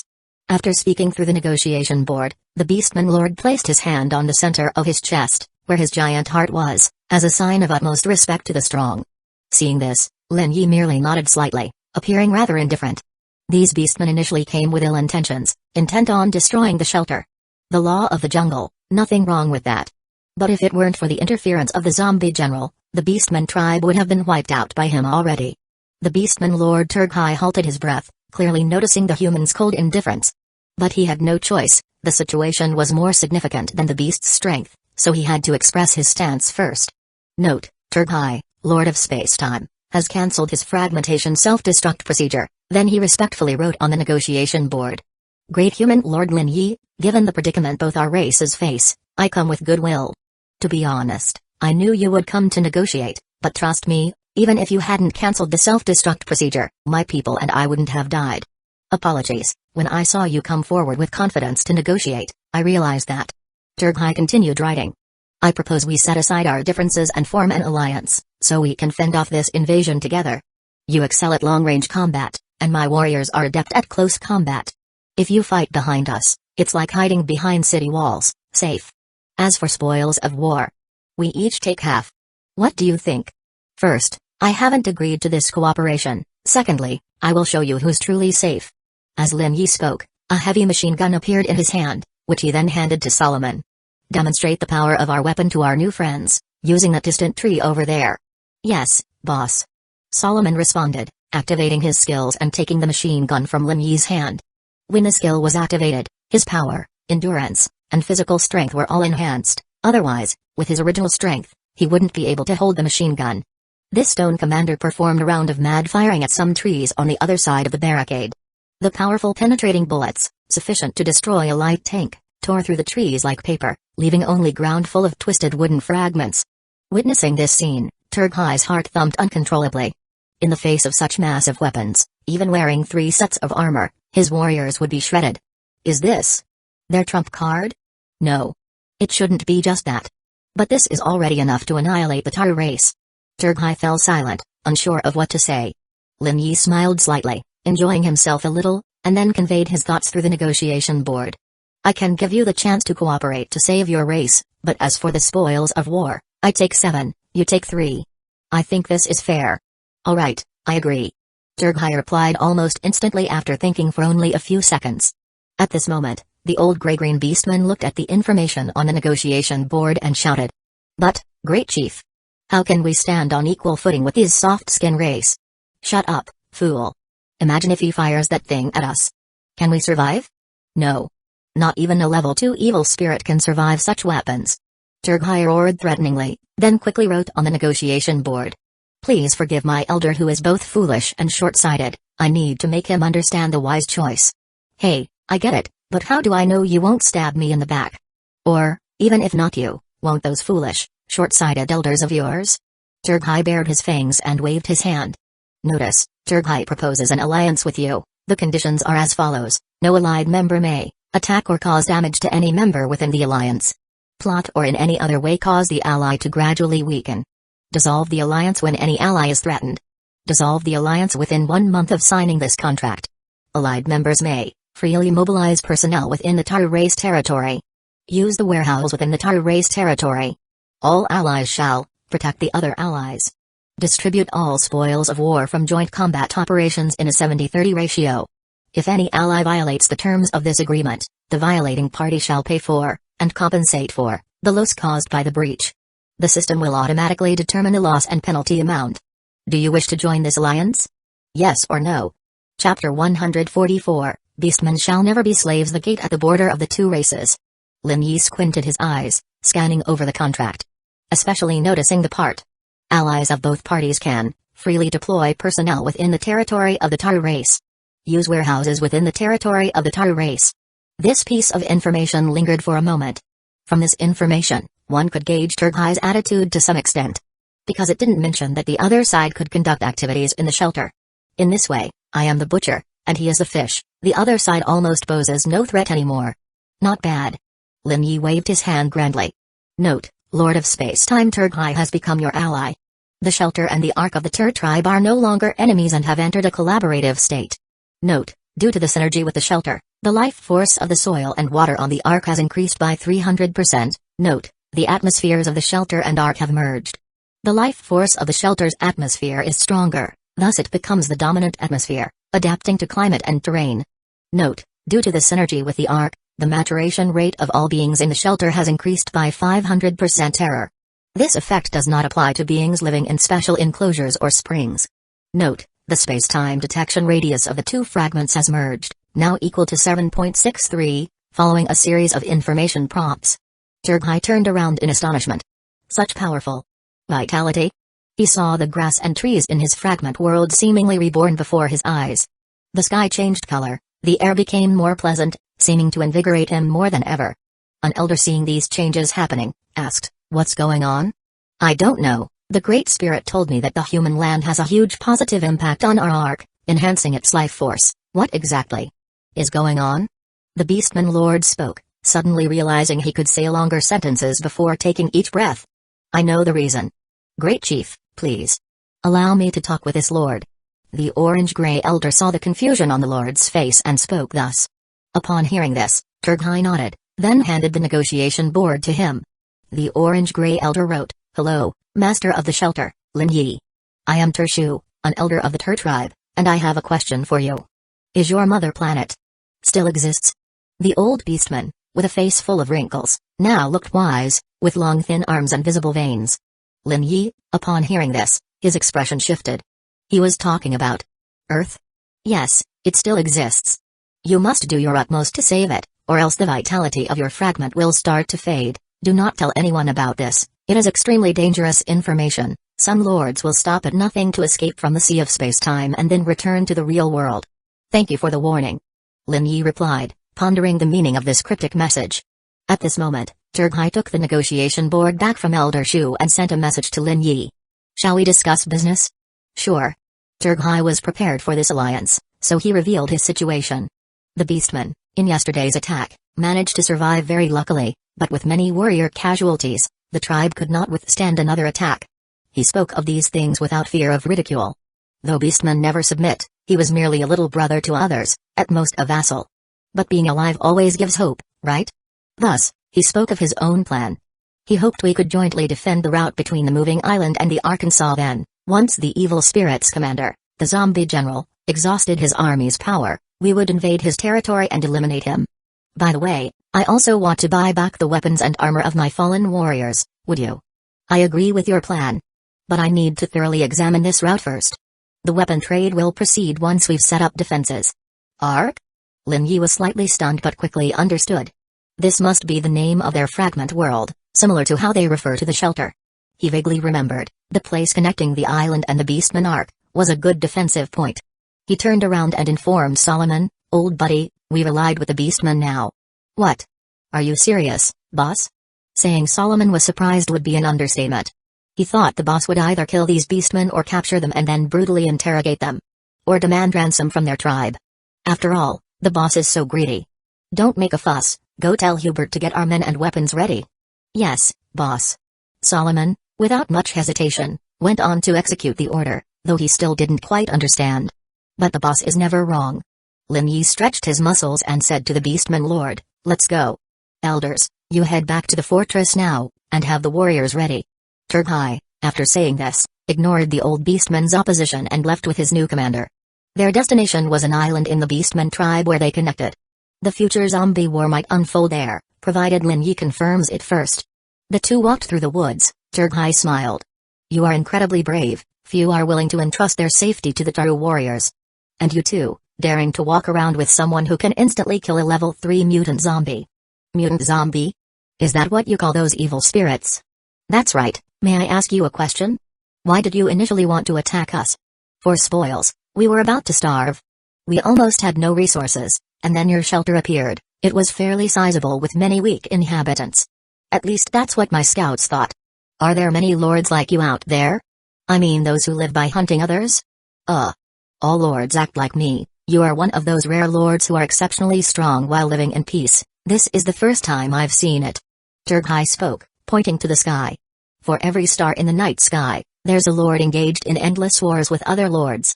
Your speech is quite coherent, given your burly appearance. I thought you might not be very bright. Haha, still a long way from your wall-crunching strategy. I wasn't doing well then. Turghai grinned. In the Taru race, only the strongest Taru warriors could lead the tribe into battle, but only the wisest could defend it. Since his birth, various elders have surrounded him, teaching him the way of wisdom. But unfortunately, he felt he was still far from this human in front of him. Yet Turghai was happy, having the chance to learn some uncontacted wisdom through written exchange with someone stronger than himself. Lin Yi and the Beastmen walked through the woods. He also gained a lot of useful information about the Sea of Space-Time and the creatures inhabiting it. Chapter 145, Beastmen Women. The moving island is the nightmare of all lords of space-time. Generally speaking, there are no spoils of war, and it's extremely dangerous. But the most terrifying part is, before they collide with you, you can hardly detect their presence. Moving islands cannot be conquered because the soil is completely permeated with viruses. Although the virus can be temporarily cleared, zombies will sooner or later reappear on the island. Moreover, if a lord of space-time conquers a moving island, it will forever become part of their territory. It's like having a malignant tumor. Moving islands come in various sizes. Some islands are even as large as an entire continent. Moving islands are like leaves, no two are alike. This concept is astonishing. It wasn't long before they arrived at their destination.